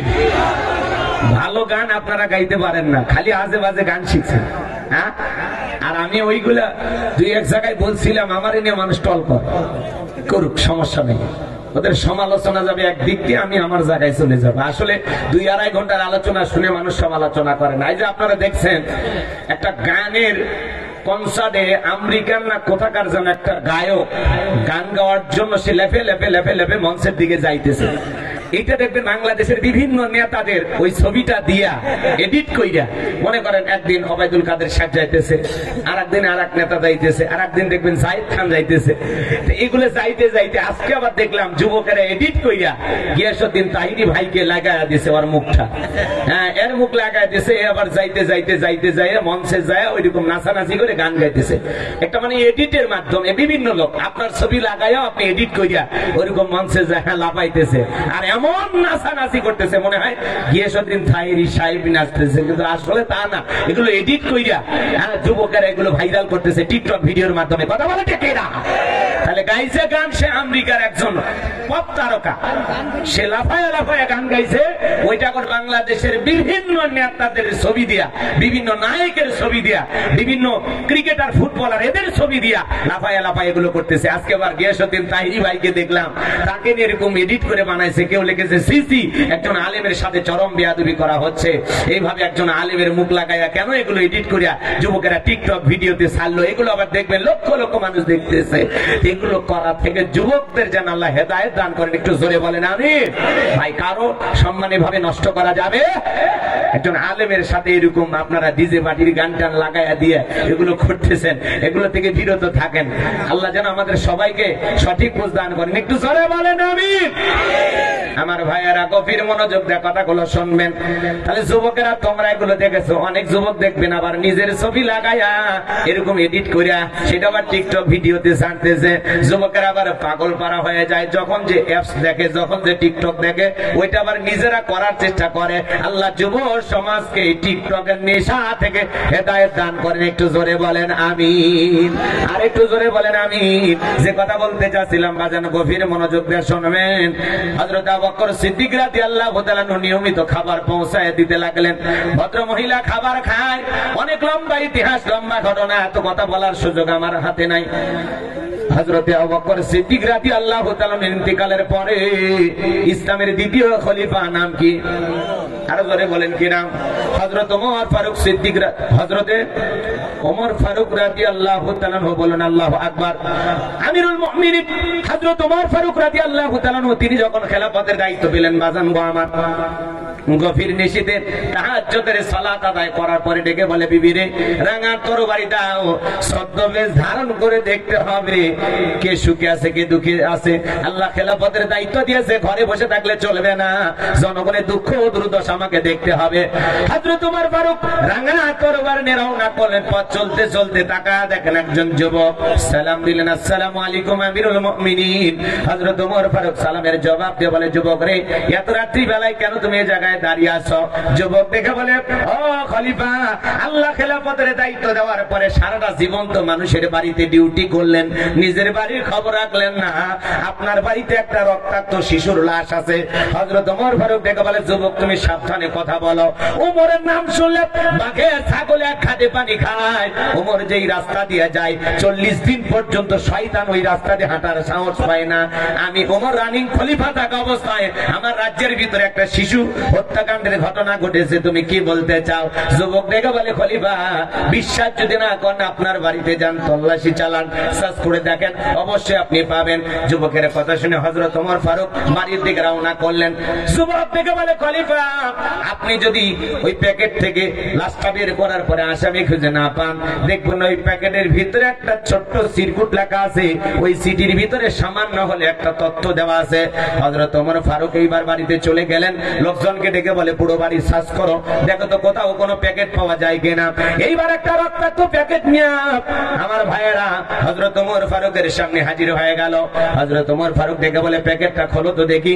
এইবার যখন প্যাকেটটা খোলা হলো, সবাই তাকায় দেখে, আরে এক নয় দুই নয়, কে বা কারা জানো ছোট্ট একটা শিশুকে হত্যা করে 12টা টুকরো করেছে। জোরে বলেন নাউজুবিল্লাহ। হযরত ওমর ফারুক এই শিশুর লাশটা দেখে চোখের পানি ছেড়ে দিয়ে কান্না করতেছেন, আর দেখে বলে, আমার রাজ্যের ভিতরে একটা শিশুকে হত্যা করা হলো, কি অপরাধ এই শিশুর, কেন তাকে হত্যা করলো, কে বা কারা হত্যা করলো? যতক্ষণ পর্যন্ত আমি ওমর এই হত্যাকাণ্ডের বিচার না করতে পারবো, ততক্ষণ পর্যন্ত আমি ওমর শান্ত হব না। বলেন আল্লাহু আকবার।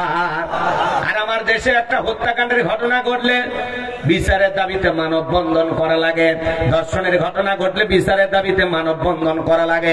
3 মাস 6 মাস যখন মানববন্ধন হয়, পেপার পত্রিকায় মিডিয়াতে নিউজটা যখন ভাইরাল হয়, ওপরে থাকা নেতারা তখন বলে, আমরা বিষয়টা এখন ভেবে দেখতেছি।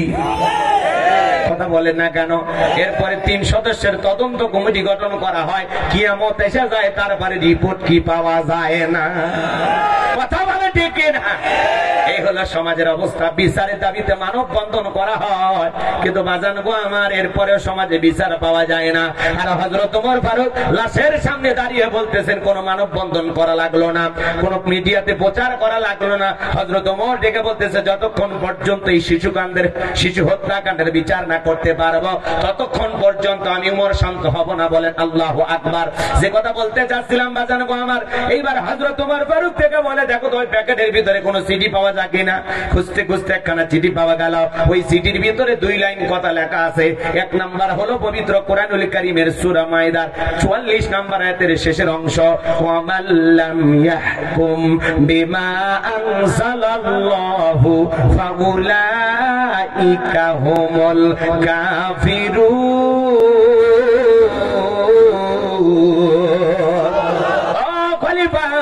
আপনি যদি আল্লাহর কোরআনের বিধান মোতাবেক আল্লাহর আইন অনুযায়ী যদি বিচার ফয়সালা না করেন তাহলে আপনি কুফরি করলেন।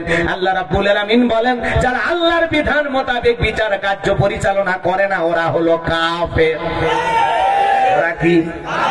একই সূরাতে আল্লাহ তাআলা আবার বলতেছেন ওয়া মাল্লাম ইয়াহকুম বিমা আনসালাল্লাহু ফাউলাইকা হুমুজ জালিমুন। যারা আল্লাহর বিধান মোতাবেক বিচার কার্য পরিচালনা করে না, আল্লাহর কোরআনের আইন দিয়ে বিচার কার্য পরিচালনা করে না, এরা হলো জালেম। এরা কি? আল্লাহ রাব্বুল আলামিন আবারও বললেন ওয়া মাল্লাম ইয়াহকুম বিমা আনসালাল্লাহু ফাউলাইকা হুমুল ফাসিকুন। যারা আল্লাহর বিধান মোতাবেক বিচার কার্য পরিচালনা করে না, আল্লাহর বিধান দিয়ে বিচার করে না, এরা হলো পাপাচারী, এরা হলো ফাসিক। এক জায়গায় কাফের, এক জায়গায় জালেম, আর এক জায়গায় ফাসিক। বললেন কি?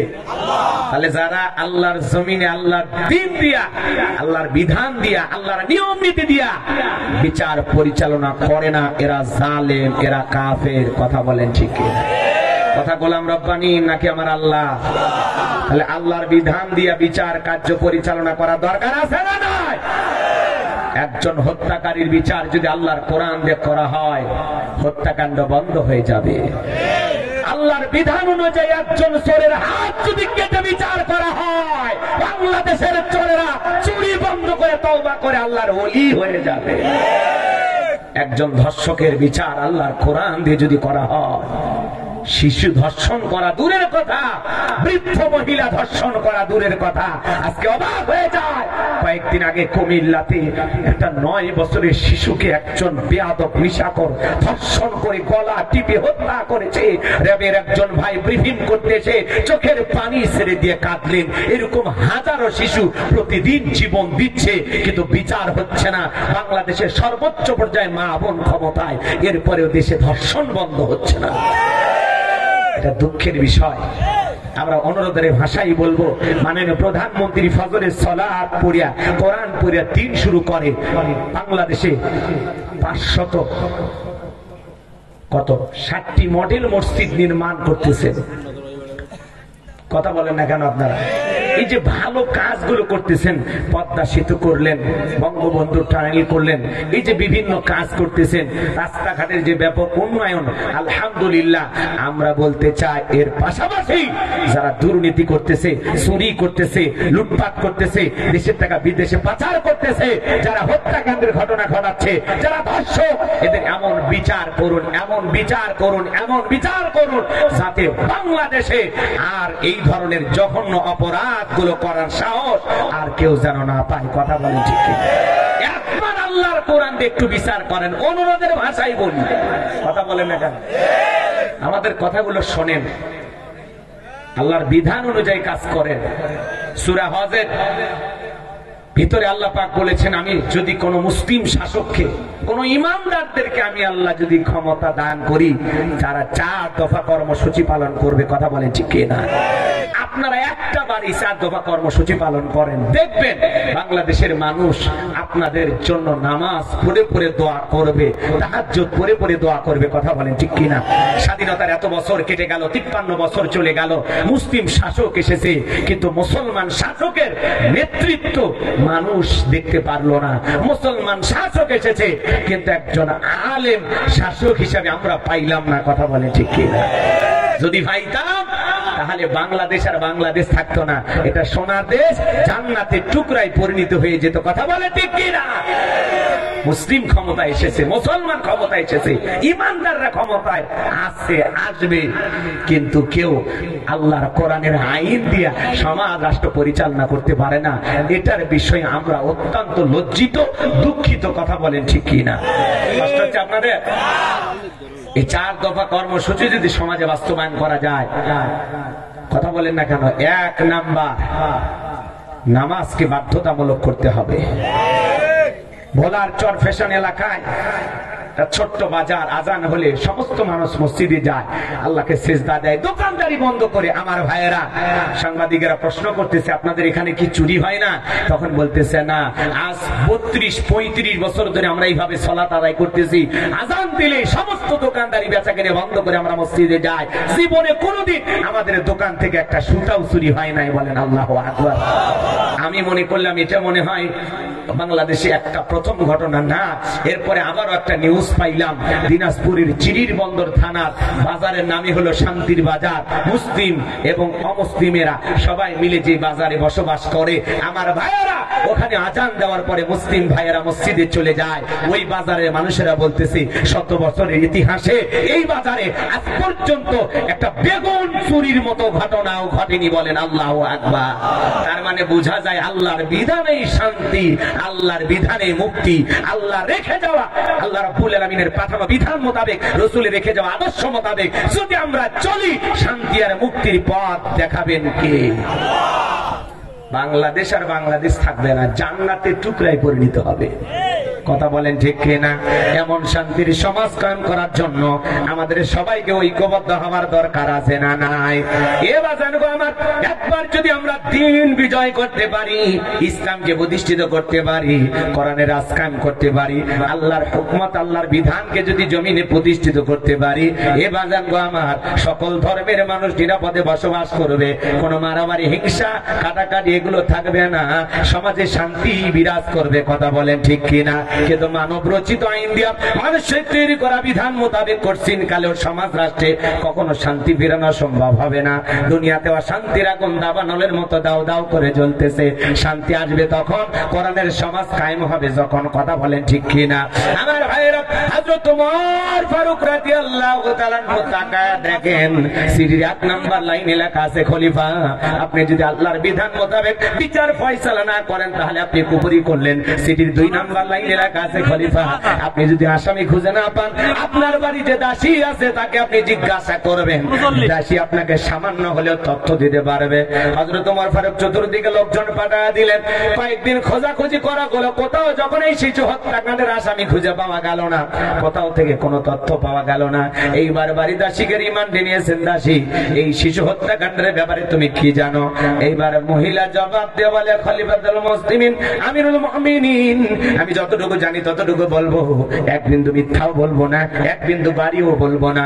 এইবার মহিলা জবাব দিয়ে বলে, খলিফা আপনি যখন বাড়ির বাইরে যান, প্রতিদিনের মতো আমি যখন দরজা লাগাইতে যাই, আমি তাকায় দেখি বাড়ির গেটের সামনে এমন একজন মহিলা এসে দাঁড়িয়ে আছে। ঘুরিয়ে মদিনা বললেও ভুল হবে না। এত অপূর্ব সুন্দরী মেয়েটা বাড়ির ভিতরে প্রবেশ করলেন, প্যাকেটটা রাখলেন, মেয়েটা চলে গেল। মেয়েটার পেছনে আমি চলে গেলাম ফলো করতে করতে। এইবার তাকায় দেখি মেয়েটা জঙ্গলে একটা ঝুপড়ি ঘর আছে, ওই ছোট্ট কুটির ভিতরে মেয়েটা প্রবেশ করলো। আপনি যদি শিশু হত্যাকাণ্ডের বিচার করতে চান, এর আসামি আপনি যদি খুঁজে পেতে চান, তাহলে ওই মেয়েটাকে আপনি জিজ্ঞাসা করেন, ওই মেয়েটা আপনাকে সঠিক তথ্য দিতে পারবে। হযরত ওমর ফারুক এইবার সেনাবাহিনী নিয়ে যা, প্রশাসনের লোক নিয়ে যা, বাড়ির চতুর্দিকে ঘেরাও করলেন এবং দরজায় যেন করতেছে, বাড়ির ভিতরে কে আসো, দরজা খুলে দাও। এবার ভিতর থেকে আওয়াজ আসলো, আপনি কে? মানে আমি খলিফাতুল মুসলিমিন আমিরুল মুমিনিন হযরত ওমর। হযরত ওমরের নাম শোনার পরে কলিজায় পানি নাই, কলিজা শুকে গেছে। বৃদ্ধ মানুষ কাঁদতে কাঁদতে দরজা খুলে দিলেন। হযরত ওমর ফারুক সালাম দিলেন, মুরব্বিকে সম্মান দিয়ে কথা বলে বলে, ও মুরব্বি, এই বাড়িতে কে কে বসবাস করে? বলে, আমি আর আমার একটা মা মরা মেয়ে। কই আপনার মেয়েকে ডাক দেন। মেয়েকে ডাক দেওয়া হলো, জিজ্ঞাসা করা হলো, মেয়ের এটা তোমার কে হয়? বলে, বাবা। যেহেতু বাবার মেয়ের সম্পর্ক, কোন ভদ্রলোক বাজে মন্তব্য করতে পারে না। হযরত ওমর ফারুক এইবার জিজ্ঞাসা করে, মেয়েরে আমার বাড়িতে লাশের প্যাকেট কে রেখে এসেছে? বলে, আমি। এই সন্তান কারকে হত্যা করলো, কেন বা হত্যা করলো? যতক্ষণ পর্যন্ত সাপ না খুলে বলে, ততক্ষণ পর্যন্ত আমি তোমাকে ছাড়বো না। এইবার মেয়েটাকে জিজ্ঞাসাবাদ করা হলো। মেয়েটা এবার জবাব দিয়ে বলে, খলিফাতুল মুসলিমিন আমিরুল মুমিনিন, আমি একটা কথাও গোপন রাখবো না।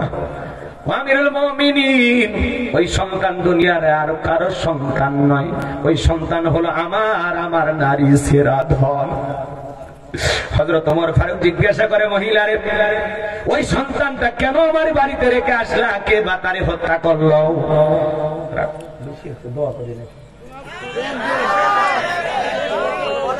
আসলে কি এলোমেলো হইলে আসলে হয় না, একটা পরিবেশ লাগে, বুঝেন নাই? সাতক্ষীরার ভাইরা আসলে আপনাদের মানে এখন ধান কাটার মৌসুম তো লোকজন থাকাও কষ্ট, জোর করে আসলে ওয়াজ শুনাইতে চাইলে হয়।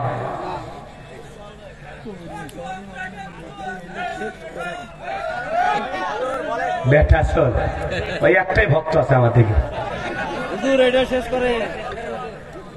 অনেক কথা আছে, আমি তো তাদের মুখোশ এখনো উন্মোচন করতেই পারলাম না, ওইদিকে তো আধা ঘন্টা লেগে যায়, কিন্তু আসলে সুযোগ নাই তো আপনাদের হাতে। হ্যাঁ আছে, কই জাগেন না তো, লিল্লাহে তাকবীর। আমার ভাইয়েরা গভীর মনোযোগ দিয়ে শোনেন। আমিরুল মুমিনিন হযরত ওমর এই মহিলার বিচারটা কিভাবে করে, কে বা কারা হত্যা করেছে, পুরো ঘটনাটা শুনবেন, কষ্ট হবে না তো আপনাদের?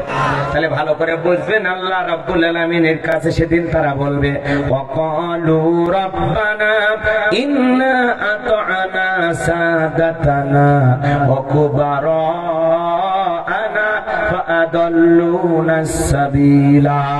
হে আমাদের রব, আমরা দুনিয়াতে নেতাদের কথা মানতাম, বড়দের কথা মানতাম, ওরা আমাদেরকে পথ ভ্রষ্ট করে গোমরাহি বানায় জাহান্নামে নিয়ে আসছে। এইবার তারা বলবে, রব্বানা আতিহিম দিফাইনি মিনাল আযাবি ওয়ালআনহুম লা'নান কাবীরা। আল্লাহর কাছে ডেকে বলবেন, হে আমাদের রব, যেই নেতার কারণে আমি জাহান্নামে এসেছি, যেই মুরব্বীর কারণে আমি জাহান্নামে এসেছি, আমাদের চাইতে আপনি তাদের আযাব দ্বিগুণ করুন। ফাইনা মিনাল আযাবি ওয়াল আনহুম লা'নান কাবীরা। আমাদের চাইতে তাদের আযাব ডবল করুন, দ্বিগুণ করুন, আপনার সমস্ত আযাব অভিশাপ দিয়ে তাদেরকে পাকড়াও করুন। এই সেই নেতা, এই সেই মুরব্বী যার কারণে আমি জাহান্নামে এসেছি। ভালো করে বোঝার চেষ্টা করবেন, কোন নেতা মানুষকে জাহান্নামে নিয়ে গেল? যেই নেতা আপনার হাতে অস্ত্র তুলে দিল, মদ তুলে দিল, হোটেলে নারী দিল, টেন্ডারবাজি চাঁদাবাজি শিখাইলো, আপনার দিয়ে সমাজে হাজারো অপরাধ করাইলো। কথা বোঝেন নাই মনে হয়? কথা বোঝেন না? সংক্ষিপ্ত কথা বলে দিয়ে যায়, ভালো করে বুঝবেন। আপনাদের জেলার নাম আমি বলবো না, আমার গাইবান্ধা শহরে মনে করেন সব চাইতে বড় মাস্তান থাকে না, এরকম থাকে তো, যার নেতৃত্বে পুরো শহরটা চলে। কেউ যদি 5 তলা 10 তলা বাড়ি করতে চায়, ওখানে যা বলে, মুরব্বী বাড়ি তো ভালোই বানাইতেছেন, বড় ভাইকে চেনেন? বড় ভাইকে চেনেন না? আমার বড় ভাই ট্যাবলেট খান, আছে না? ভালো করে বোঝার চেষ্টা করবেন। তখন বলে, হ্যাঁ, তো বড় ভাইকে মিষ্টি খাওয়ার টাকা দেন। মুরব্বী 500 টাকা পকেট থেকে বের করে দিয়ে বলে, বাবা যাও মিষ্টি খেয়ে নিও। এই মিয়া, আপনি বড় ভাইকে চেনেন? 500 টাকা মানে কয়তলা বাড়ি? কয় 5 তলা। কয় 5 লাখ। কথা কয় না, একটু বোঝেন, উদাহরণ দিতেছি তো, একটু কথা বোঝা লাগবে। ভালো করে বুঝবেন বাজান গো আমার। এইবার থেকে বলতেছে, বাবা টাকা দিলে উপকার কি, না দিলে ক্ষতিটা কি, ফজিলত বর্ণনা করো। এইবার বলতেছে, মুরব্বী যদি টাকা দেন বিল্ডিং বানাবেন, ভাড়াটিয়া ভাড়া তুলবেন, কেউ যদি ঝামেলা করে আমাদেরকে বলবেন, বিষয়টা আমরাই দেখব, আপনার ভাতিজার মতো পাশে থাকবো। তখন বলতেছে, বাবা তোমাদের তো দরকার, কত টাকা দিতে হবে? কয় 5 লাখ।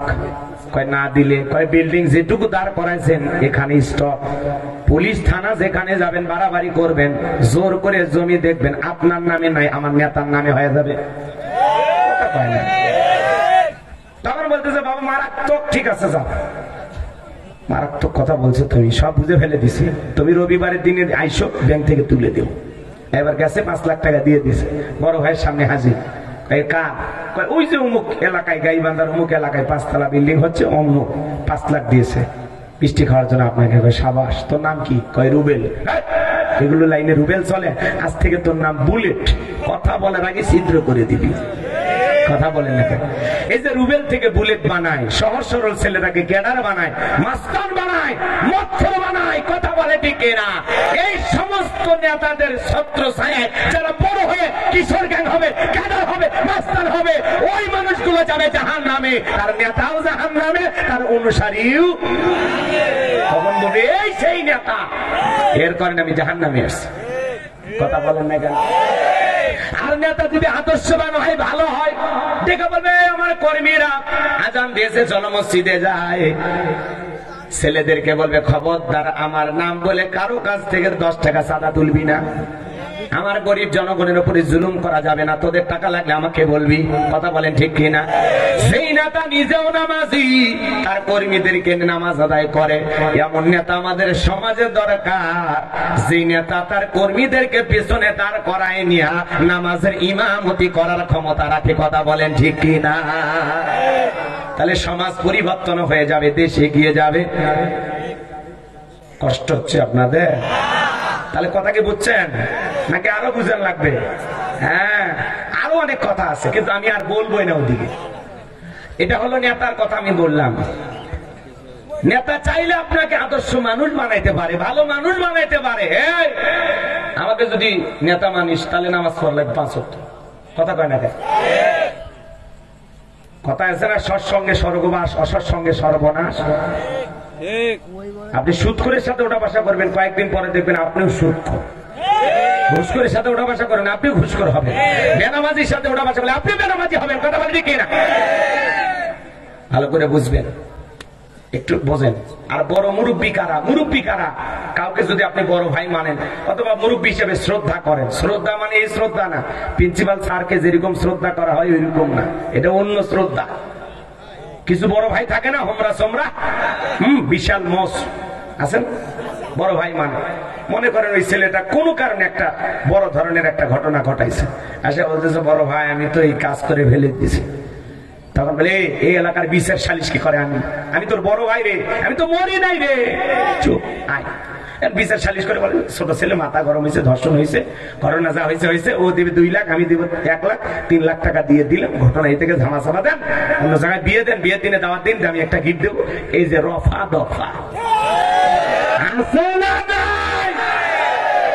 আর এইবার বলে বুকের বোতাম খুলে করবি, আমি তোর বড় ভাই, ধর্ষণের সেঞ্চুরি করে মিষ্টি বিতরণ করবি। আছে না নাই? এদের সাথে ওঠা বসা করলে ওরাও জাহান্নামী, আপনিও জাহান্নামী। কথা বলেন ঠিক? দেখেন না কিছু ছেলে পেলে সাথে ওঠা বসা, ভাই বাড়ির টেনশন, বউ বাচ্চার ঝামেলা, এরা বউয়ের সাথে ঝগড়াইলে ভালোই লাগে না, মাথা গরম হয়ে গেছে। তখন বলছে ঠান্ডা করা ওষুধ আছে, এদিকে সিগারেটের ভিতরে কি থাকে? তামাক। ওগুলো ফেলে দিয়ে নতুন কিছু আপলোড করে, তার নাম কি? গাঁজা। এইবার বলে টান মার বাড়ি, সব কথা ভুলে যাবে। এইবার ওই বড় ভাই ছোট ভাইকে একদিন গাঁজা খাওয়াইলো, খাই বলে শান্তির ভালোই লাগে, কয় আরো শান্তির জিনিস অতটা ভিজে খালি তো আরো পাগল হয়ে যাবে। কি কয়? ফেন্সিডিল। একদিন ফেন্সিডিল, বাংলা মদ, ভারত মদ, বিদেশি মদ খাওয়ায় খাওয়ায় আপনারা পাগল বানাইলো, নিজেও নিশাখোর আপনাকেও নিশাখোর বানাইলো। এরকম বড় ভাই আছে না নাই? আরেকদিন আপনাকে সিনেমা হলে নিয়ে যায়, আসিতেছে, দেখেন না, সেই সিনেমা হলে নিয়ে গেল। আরেকদিন আবার যাত্রার প্যান্ডেলে নিয়ে যায়, হই হই কাণ্ড রই রই ব্যাপার, অমুক বাণিজ্য মেলায় আসিতেছে। আছেন বাংলার আসন 200 টাকা, ভিআইপি চেয়ার 500 টাকা।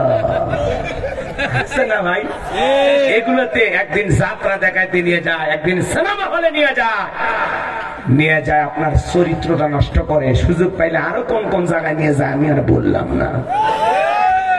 আর যদি ভালো মানুষ হয়তো, ভালো মুরব্বী হয়তো, দেখে বলতে আমাকে যদি বড় ভাই মানিস তাহলে আমিও নামাজি, তোরেও নামাজি হওয়া লাগবে। আমি মুখে দাঁড়িয়ে রাখছি, তোরেও দাঁড়িয়ে রাখা লাগবে। কথা বলেন না কেন? ওই জন্যই বললাম সৎসঙ্গে স্বর্গবাস, অসৎসঙ্গে সর্বনাশ। নামাজির সাথে ওঠা বসা করলে আপনি নামাজি হবেন, শিক্ষিত লোকের সাথে ওঠা বসা করলে আপনার শিক্ষার আলো ভিতরে ঢুকবে। কথা বলে ঠিক কিনা? এই জন্য মানুষ হওয়ার চেষ্টা করেন, কার সাথে ওঠা বসা করতেছেন বুঝতে শুনে ওঠা বসা করেন। কথা ঠিক কিনা? এক ধনী বেচারা রক্ত লাগবে, এলাকায় রক্ত খুঁজে পায় না, কারোর সাথে ব্লাড মিলে না। এক কৃপণের সাথে ব্লাডের গ্রুপ মিলে গেছে, এবার বলতেছে এই কৃপণ তোরে রক্ত দেওয়া লাগবে ধনির জন্য। বলে না আমি কৃপণ, ঠিক মতো ভাত খাই না, আমি রক্ত দেওয়ার মানুষ। ওরে জোর করে ধরে নিয়ে গেছে, নিয়ে যায় 3 ব্যাগ রক্ত শরীর থেকে নিয়ে ফেলেছে। নেওয়ার পরে ধনী বেচারা 3 লাখ টাকার একটা চেক লিখে দিয়েছে। তখন বলতেছে ভাই এটা কি? কয় 3 লাখ টাকার চেক। কয় আরো 3 ব্যাগ নিয়ে। তখন বলতেছে আপাতত লাগবে না, যদি লাগে তোরে খবর দেওয়া হবে। কয়েক মাস পর আবার ধনী বেচারা রক্ত লাগবে। এইবার কৃপণকে দিয়েছে মোবাইল। হ্যালো কৃপণ ভাই, রক্ত চাই। বলে কোন হাসপাতাল? কয় ওই যে সাতক্ষীরা শেফালি হসপিটাল। আপনি যাইতে দেরি, আমার আসতে দেরি নাই। এইবার কৃপণ বেডে শুয়ে 3 ব্যাগ রক্ত দিয়েছে। ধনী বেচারা এইবার দিয়েছে মাত্র 10 টাকা। তার 3টে ছেঁড়া 2 টাকার নোট আর 2টা কোনো মতে মাজা সোজা করে আছে। কৃপণ হাতে নিয়ে বলতেছে ভাই এটা ব্যাপারটা কি? কয় টাকা। কয় টাকা? কয় 10 টাকা। কয় আগে 3 ব্যাগ দিলেন, 3 লাখ টাকা দিলেন, আর এইবার মাত্র 10 টাকা। কয় দোষ আমার না, দোষ হলো তোর। কেন? আগে আমি ধনী ছিলাম, মনটা বড় ছিল। তুই কৃপণ, তোর রক্তে ভেজাল। সেদিন থেকে তোর রক্ত আমার শরীর ভেতরে ঢুকে গেছে, সেদিন থেকে আমি নিজেও কৃপণ হয়ে গেছি। কথা বলে ঠিক না? এজন্য যেমন লোকের সাথে ওরা বাসা করবেন, আপনার চরিত্রটা তেমন হবে। এই জন্য খবরদার, যে নেতা আপনাকে ক্যাডার বানাবে, মাস্তান বানাবে, সন্ত্রাস বানাবে, বেনামাজি বানাবে, সুদখোর ঘুষখোর বানাবে, এদের সাথে ওঠা বসা করা যাবে। বুঝা শুনে পা ফেলেন, কার পেছনে স্লোগান দেন খালি? পল্টু ভাইয়ের চরিত্র ফুলের মতো পবিত্র, নামাজ সময় কক্ত, গাঁজা খাই 5 ওয়াক্ত, গমসুরিতে ফাঁকা ভক্ত, শয়তানের 1 নম্বর ভক্ত, হুজুরদের জন্য খুবই শক্ত, চুষে খাই গরিবের রক্ত। বুঝে স্লোগান দেন, খালি বিড়ি চা পেলে মাথা হেঁটে ফেলে দিচ্ছে। পাগল হয়ে যায় 500 টাকা 1000 টাকার জন্য। হাফ কেজি জিলেপির জন্য আমরা বিক্রি হয়ে যাই। কথা বলেন ঠিক কি? বিরক্ত হয়েছেন? তাহলে আমার কথা না, সেদিন তারা বলবে আল্লাহ যেই নেতার কারণে, যেই মুরব্বীর কারণে আমরা জাহান্নামে এসেছি, আমাদের চাইতে আযাব ওদের ডাবল করেন। ফেরেশতা যদি আমাদেরকে পিটায় 10 ঘন্টা, এরা যেন পিটায় 20 ঘন্টা। এই সেই নেতা চাইলে আমাকে নামাজি বানাইতে পারতো, চাইলে আমারে ভালো পথ দেখাইতে পারতো। কথা বলেন ঠিক কিনা? এই সেই মুরব্বী চাইলে আমারে মসজিদে নিয়ে যাইতে পারতো।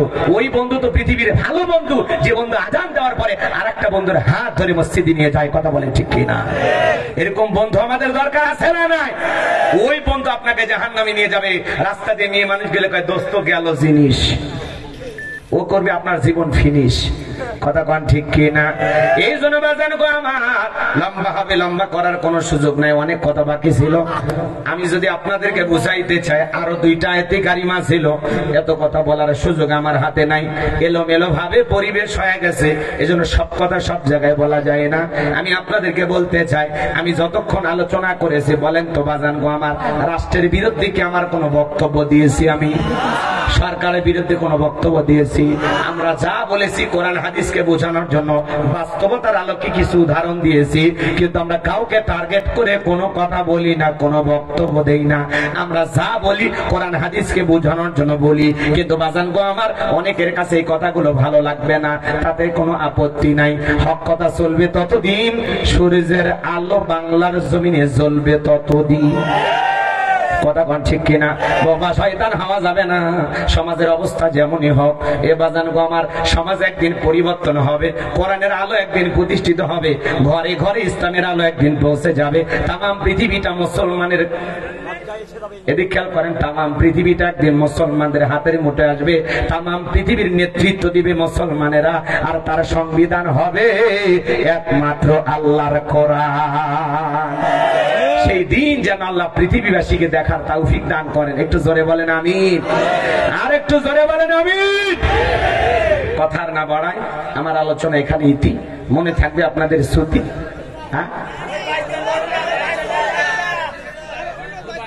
ওই 12 টুকরা লাশ, মনে করেন কোরআন অনুযায়ী তার বিচার হযরত ওমর ফারুক করে ফেলে দিয়েছে। শোনেন, কথা বলতে গেলে অনেক কথা বলা যায়, আসলে ওইদিকে আর সময় না বাড়ায় বাজার।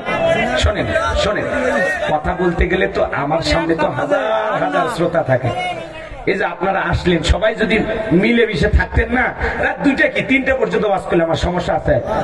আমি তো ওয়াজ করার জন্য আসছি, কিন্তু আপনারা যদি সময় না দিয়ে ফাঁকি দেন, এই যে যারা আছে এরা মনে করেন একেবারে খাঁটি ধান, পাতান যারা, এরা চলে গেছে, এখানে উইরে উইরে বাড়ি গেছে। আর এই পাগলেরা বসে আছে, এদেরকে যদি সারা রাত বলা হয় এরা সারা রাত শুনবে, কথা বলেন ঠিক কিনা? এই জন্য আপনারা যেভাবে আমাদেরকে ভালোবাসেন মৃত্যু পর্যন্ত সেইভাবে ভালোবাসবেন। আল্লাহ কবুল করেন, জোরে বলেন আমিন। আলেমদেরকে মহাব্বত করবেন। ডক্টর মিজানুর রহমান আজারি ভাই, তিনিও যেন বীরের বেশে দেশে ফিরে এসে কোরআনের কথা বলতে পারেন, কথা বলতে কেন? আজকেও তিনি মালয়েশিয়া একটা প্রোগ্রাম করেছেন, আলহামদুলিল্লাহ বলেন। এই যে আমাদের ভাই, তাকে আল্লাহ পাক আন্তর্জাতিক ভাবে কবুল করে দিয়েছে, কথা বলেন নাকি? সে জায়গায় যাক, দাওয়াতি কাজ থেমে নাই, কথা বলেন, চলতেছে, আলহামদুলিল্লাহ বলেন। তো আলেমেরা জেলখানায় গেলেও চোর ডাকাতের সামনে ওয়াজ কর, তোরা চুরি করিস না ভালো হয়ে যায়, তোরা ধর্ষণ করিস না ভালো হয়ে যায়, মার্ডারের আসামির সামনে ওয়াজ করে, কথা বলে ঠিক কিনা? যে জায়গায় নিয়ে যান জবান বন্ধ থাকবে না, কথা বলে ঠিক কিনা? কারণ আমরা আমাদের জীবনটা কার জন্য দিতে রাজি? আল্লাহর জন্য, কথা বলেন ঠিক কিনা? জীবনের মালিক আল্লাহ, সম্পদের মালিক আল্লাহ, সবকিছুর মালিক আল্লাহ, আমি কেবল মাত্র তার একজন গোলাম, এটাই আমার পরিচয়। আমরা আল্লাহর গোলাম হয়ে তার গোলামিতে লিপ্ত থেকে বাকিটা জীবন তার দাসত্ব গোলামির মাধ্যমে আল্লাহ যেন কাটানোর তৌফিক দান করেন। মসজিদে যেমন সুন্দর বানাইতেছেন, ইমানটা তেমনি সুন্দর বানানোর চেষ্টা করবেন। শুধু মসজিদের গেটে আত্মাকওয়া মসজিদ লিখে রাখলে হবে না, অন্তরের ভিতরে তাকওয়ার আয়না বসাইতে হবে। আসুন না পাপাচার থেকে, অনাচার থেকে, মিথ্যা থেকে, অহংকার থেকে নিজেদেরকে দূরীভূত করি। আমরা মানুষ হওয়ার চেষ্টা করি, হিংসা বিদ্বেষ ভুলে মিলেমিশে বসবাস করার চেষ্টা করি। দ্বীনের কথাগুলো সঠিকভাবে বুঝে আমলে পরিণত করার চেষ্টা করি। শুধু ওয়াজ মাহফিলে গেলাম, শুনলাম, বক্তার দুই চারটা কথা শুনে আমরা যেন বাড়িতে না চলে আসি। প্রত্যেকটা কথা আমলের নিয়তে আমরা শুনবো, নিজেদেরকে পরিবর্তন করার নিয়তে শুনবো। আসুন আজকের মাহফিল আমাদের জন্য নাজাতের উসিলা হয়। বক্তা শ্রোতা সবাইকে কবুল করেন, অমুসলিম ভাইদেরকে আল্লাহ যেন কবুল করেন। আখিরি দাওয়ানা আলহামদুলিল্লাহি রাব্বিল আলামিন। হযরত ওমর ফারুকের আর সঙ্গীত না, সঙ্গীত হোক, শেষবার সঙ্গীত হোক, একটা হোক হুজুর, একটা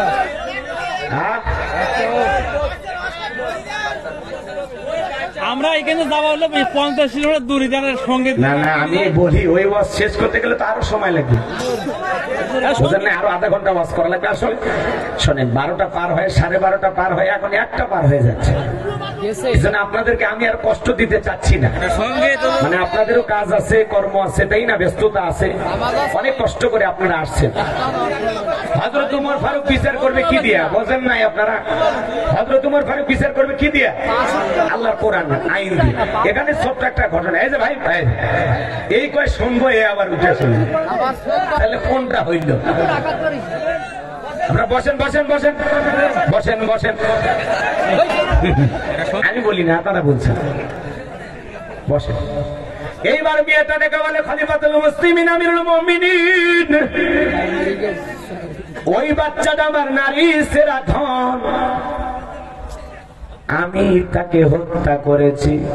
হযরত ওমর ফারুক চমকে গেলেন, মেয়েরে এটা কেমন কথা?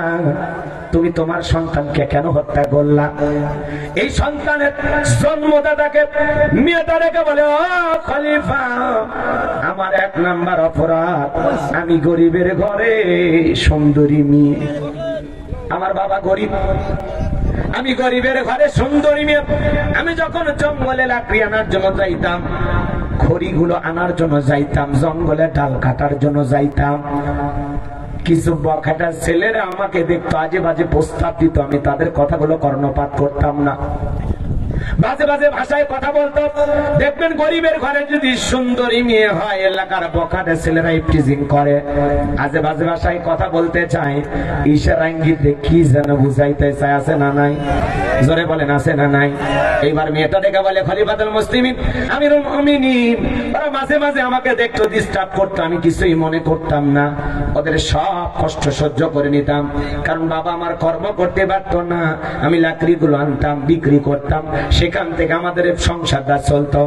ও খলিফা, এই অবস্থায় আমি তখন প্রতিদিন যখন এইভাবে যাইতে লাগলাম, একদিন আমি লাকড়ি নিয়ে পথে আসতেছিলাম, আমার পথকে তারা থামাইয়া দিল, আমার হাত পা ধরলো, মুখ চেপে ধরলো, ওরা কয়েকজন মিলে পশুর মতো আমার সাথে এমন নির্যাতন করলো যা ভাষায় প্রকাশ করা যাবে না। ওরা সবাই মিলে আমার উপর নির্যাতন করলো, পশুর মতো আমার দেহটা ছিঁড়ে ছিঁড়ে খাইলো। ও খলিফা, ওরা আমাকে ধর্ষণ করার পরে আমি বাড়িতে আসলাম। আসার পরে আমি বাহিরে যাইতে পারি না, মুখটা দেখাইতে পারি না। আস্তে আস্তে অনুভব করতে লাগলাম আমি গর্ভবতী হয়েছি, সন্তান ধারণ করেছি। আমি বাহিরে যাই না, সন্তান আস্তে আস্তে পেটের ভিতরে বড় হতে লাগলো। সন্তান আমি জন্ম দিলাম। সন্তান জন্ম হওয়ার কিছুদিন পরে এমন অবস্থা হয়ে গেল, বাবা আমার বাহিরে যাইতে পারে না, আমার জন্য খাবার আনতে পারে না। আমিও না খেয়ে ক্ষুধার্ত অবস্থায় পাগল হয়ে গেলাম। আমার স্তনে দুধ পর্যন্ত শুকে গেল। ও খলিফা, আমি সন্তানের মুখে এক ফোঁটা দুধ দেব এমন দুধ আমার স্তনে নাই। সন্তানটা যখন চিৎকার মারতেছিল, সন্তানের মুখে আমি দুধ দিতে পারলাম না। সন্তান এত জোরে চিৎকার মারতেছিল, সন্তানের চিৎকার আমাকে মানসিক ভাবে পাগল বানায় দিল। আমি পাগলি হয়ে গেলাম। হাতের কাছে কখন জানি একটা অস্ত্র পাইয়া সন্তানকে কোপাইতে কোপাইতে 12টা টুকরো করেছে, আমি নিজেও জানি না। সন্তানের কান্না যখন বন্ধ হয়ে গেছে, আমি তাকায় দেখি আমার সন্তান পড়ে আছে, নিঠুর দেহটা পড়ে আছে। 12টা টুকরো আমি নিজের হাতে করে ফেলেছি। আমি তখন বুঝতে পেরেছি ওরা ধর্ষণ করেছে। ওরা অন্যায় করতে পারে, আমার অন্যায় থাকতে পারে, কিন্তু এই নিষ্পাপ শিশুর তো কোনো অপরাধ ছিল না। আমি সন্তানটাকে কেন হত্যা করলাম? এই জন্য আল্লাহর আদালতে আমার বিচার হবে। আমি পরকালকে ভয় পাই, এই জন্য আমি শিশুর লাশটাকে প্যাকেট করলাম, আর ওই চিঠিটা আমি নিজের হাতে লিখলাম। ও খলিফা, আমি জানি দুনিয়ায় যদি বিচার পাই, একমাত্র আপনার আদালতে আমি সঠিক বিচার পাবো। ও খলিফা, বিচার পাওয়ার আশায় লাশের প্যাকেটটা আপনার বাড়িতে রেখে এসেছি। আপনি লাশের হত্যাকাণ্ডের বিচার করেন। ও খলিফা, আমার যা শাস্তি হওয়ার দুনিয়াতে হোক, পরকালে মালিকের আদালতে আমার যেন শাস্তি না হয়। আপনি যা বিচার করার আল্লাহর কোরআন দিয়ে করবেন। হযরত ওমর ফারুক মহিলাকে গ্রেফতার করলেন। বাজান গো আমার, এইবার হযরত ওমর ফারুক চতুর্দিকে আসামি খুঁজতেছেন, আসামি খুঁজে পাওয়া যাচ্ছে না। এ বাজান গো আমার, আসামি যখন খুঁজে পাওয়া যাচ্ছে না, বারবার হযরত ওমর ফারুক চতুর্দিক দিয়ে সেনাবাহিনী পাঠাইতেছেন, কিন্তু আসামি খুঁজে পাওয়া যায় না। হযরত ওমর ফারুক এইবার নামাজে দাঁড়িয়ে গেলেন, সিজদায় লুটিয়ে পড়লেন, চোখের পানি ছেড়ে দিয়ে কান্না করতে লাগলেন, আর ডেকে বলে, আল্লাহ, কয়েকটা দিন হয়ে গেল একটা শিশুকে হত্যাকাণ্ড করা হয়েছে।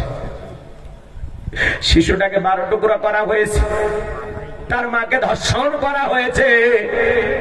যারা ধর্ষণ করেছে এই আসামিগুলোকে বিচারের আওতায় না আনা পর্যন্ত, তাদেরকে শাস্তি না দেওয়ার পর্যন্ত আমি ওমর শান্ত হতে পারতেছি না। এই পেরেশানি সব সময় আমার উপরে এসেছে। আল্লাহ গো, আপনি একটা ব্যবস্থা করে দেন। হযরত ওমর ফারুক